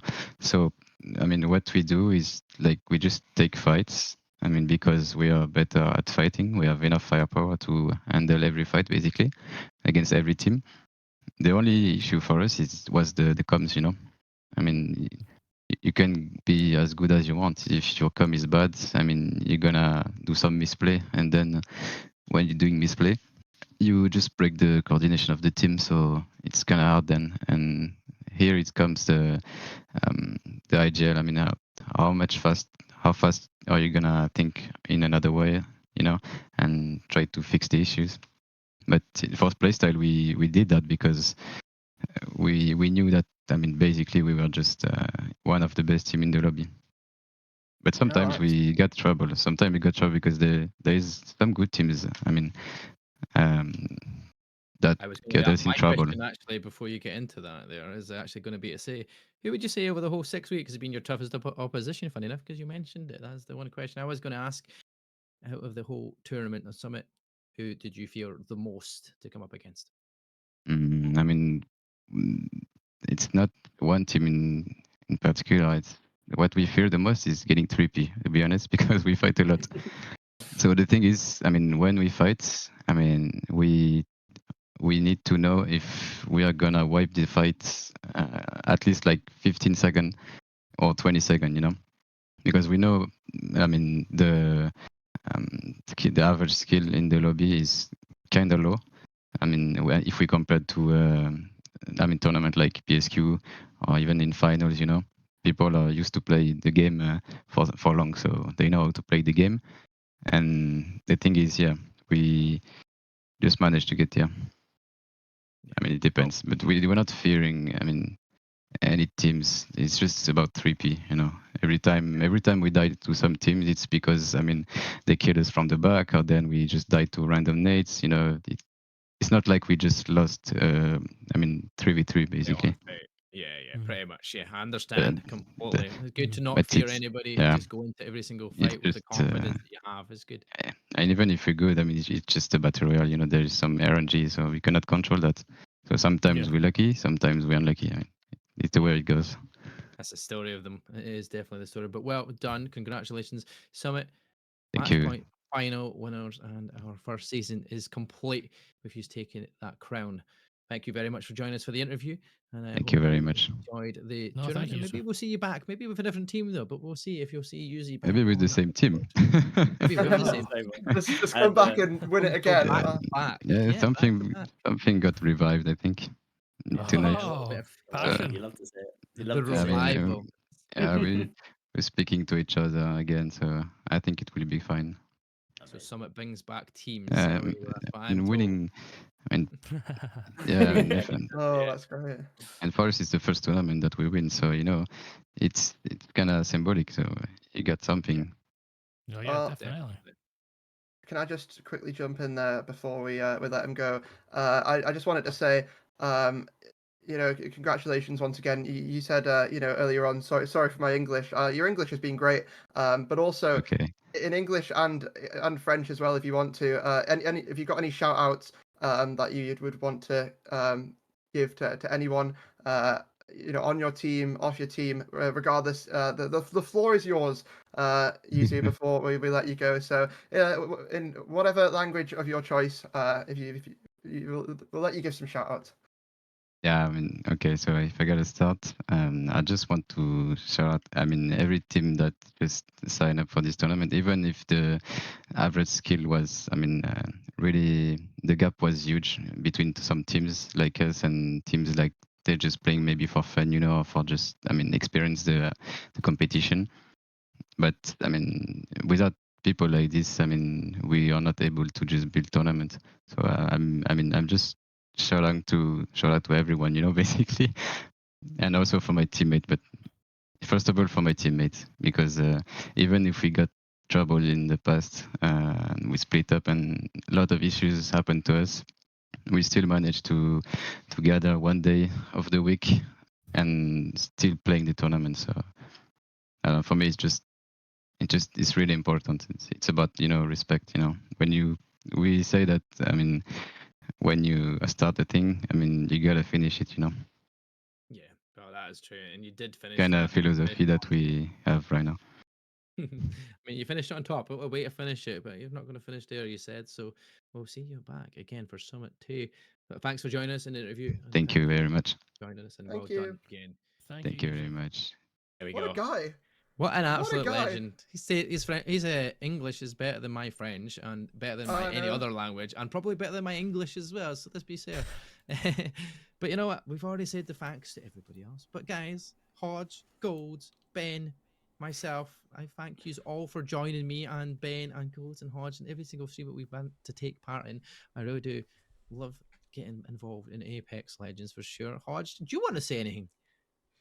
Oh, I think to keep it short, I mean, just roll on the next one. I can't wait. I hope we can. I mean, I know Golds' pocket might hate me for this and Golds' wallet, but bring on the next one. We need more Summit. So Golds, get to work, as Ben said in his video. Start planning the next season. And hopefully one day we can get some sponsors going here. So it's. I was just about to say that. Yeah. Just about You know what, sponsors. Apex Legends Esports. I know you reposted us, but can someone please see that and sponsor the Summit? Golds' wallet would very much appreciate. 100%. I mean, as you mentioned there, Apex Legends Esports, they did retweet us out, and I think what's so great to see is Apex, the esport as a whole, it brings so many people together. As we even just mentioned, people were falling out. Yep. Summit has brought people back together there with Hellhive, and I really love to see that, and just so many people reaching out, so many people in chat tonight. I've been seeing some great conversations going on. I've had the chat open on the other side. A few people saying that they're going to be back for next season. They're coming for that W. So congratulations again to Hellheim, but congratulations also to everybody who participated, and thank you for being a part of it. Please come back next season, because it's only going to get bigger and better. Golds has got some great plans for how this is going to keep growing. Obviously, we had our B stream. Who knows? Maybe sort of in a few seasons' time, we're going to be getting B, C, D, E streams, even different languages. Who even knows? Just bringing some French casters, some Spanish casters. We're going to have different lobbies. I think you're trying to make my hair go grey. That's what I think.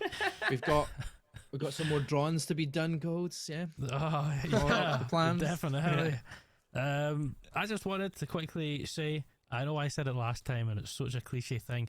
This is one of my biggest passions, you know, and I'm sure a lot of people don't see how much work goes in behind the scenes sort of thing, but in regards to Hodge, Mark and Ben, I wanted to just say a massive thank you.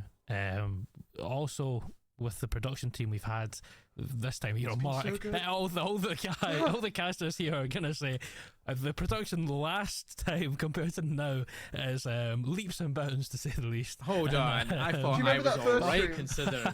Okay, we Gold, do you remember that first stream that we ever did back on the Gold So Ben, GG? I heard that. I heard that was a Golds and Hodge issue there, right? That wasn't our end issue. I heard that. Yeah. Me and Hodge are the issue.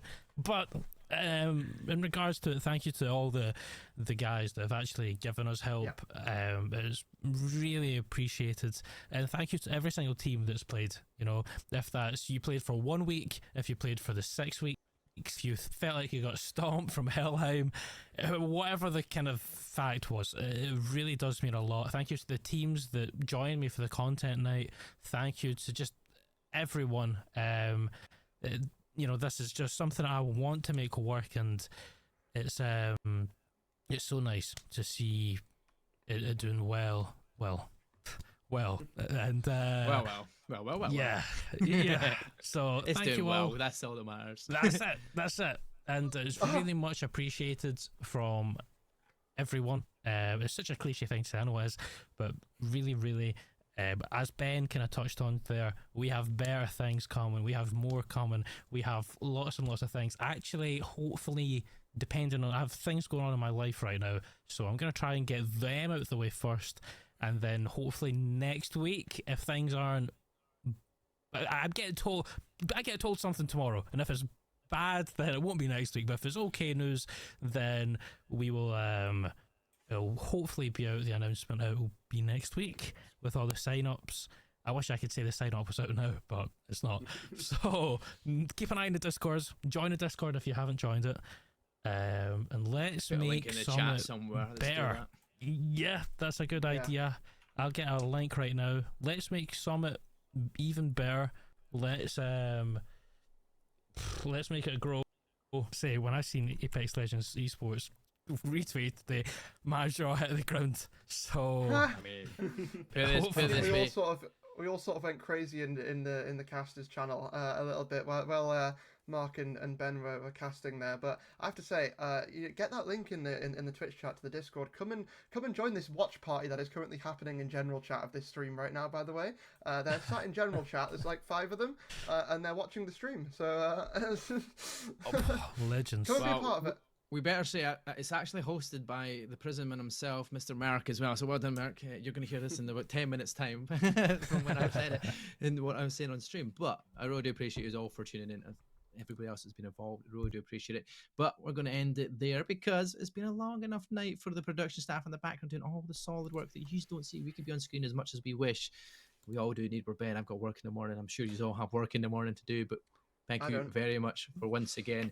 We will be back to reach the summit again another time soon, and Goals will announce it hopefully very, very soon.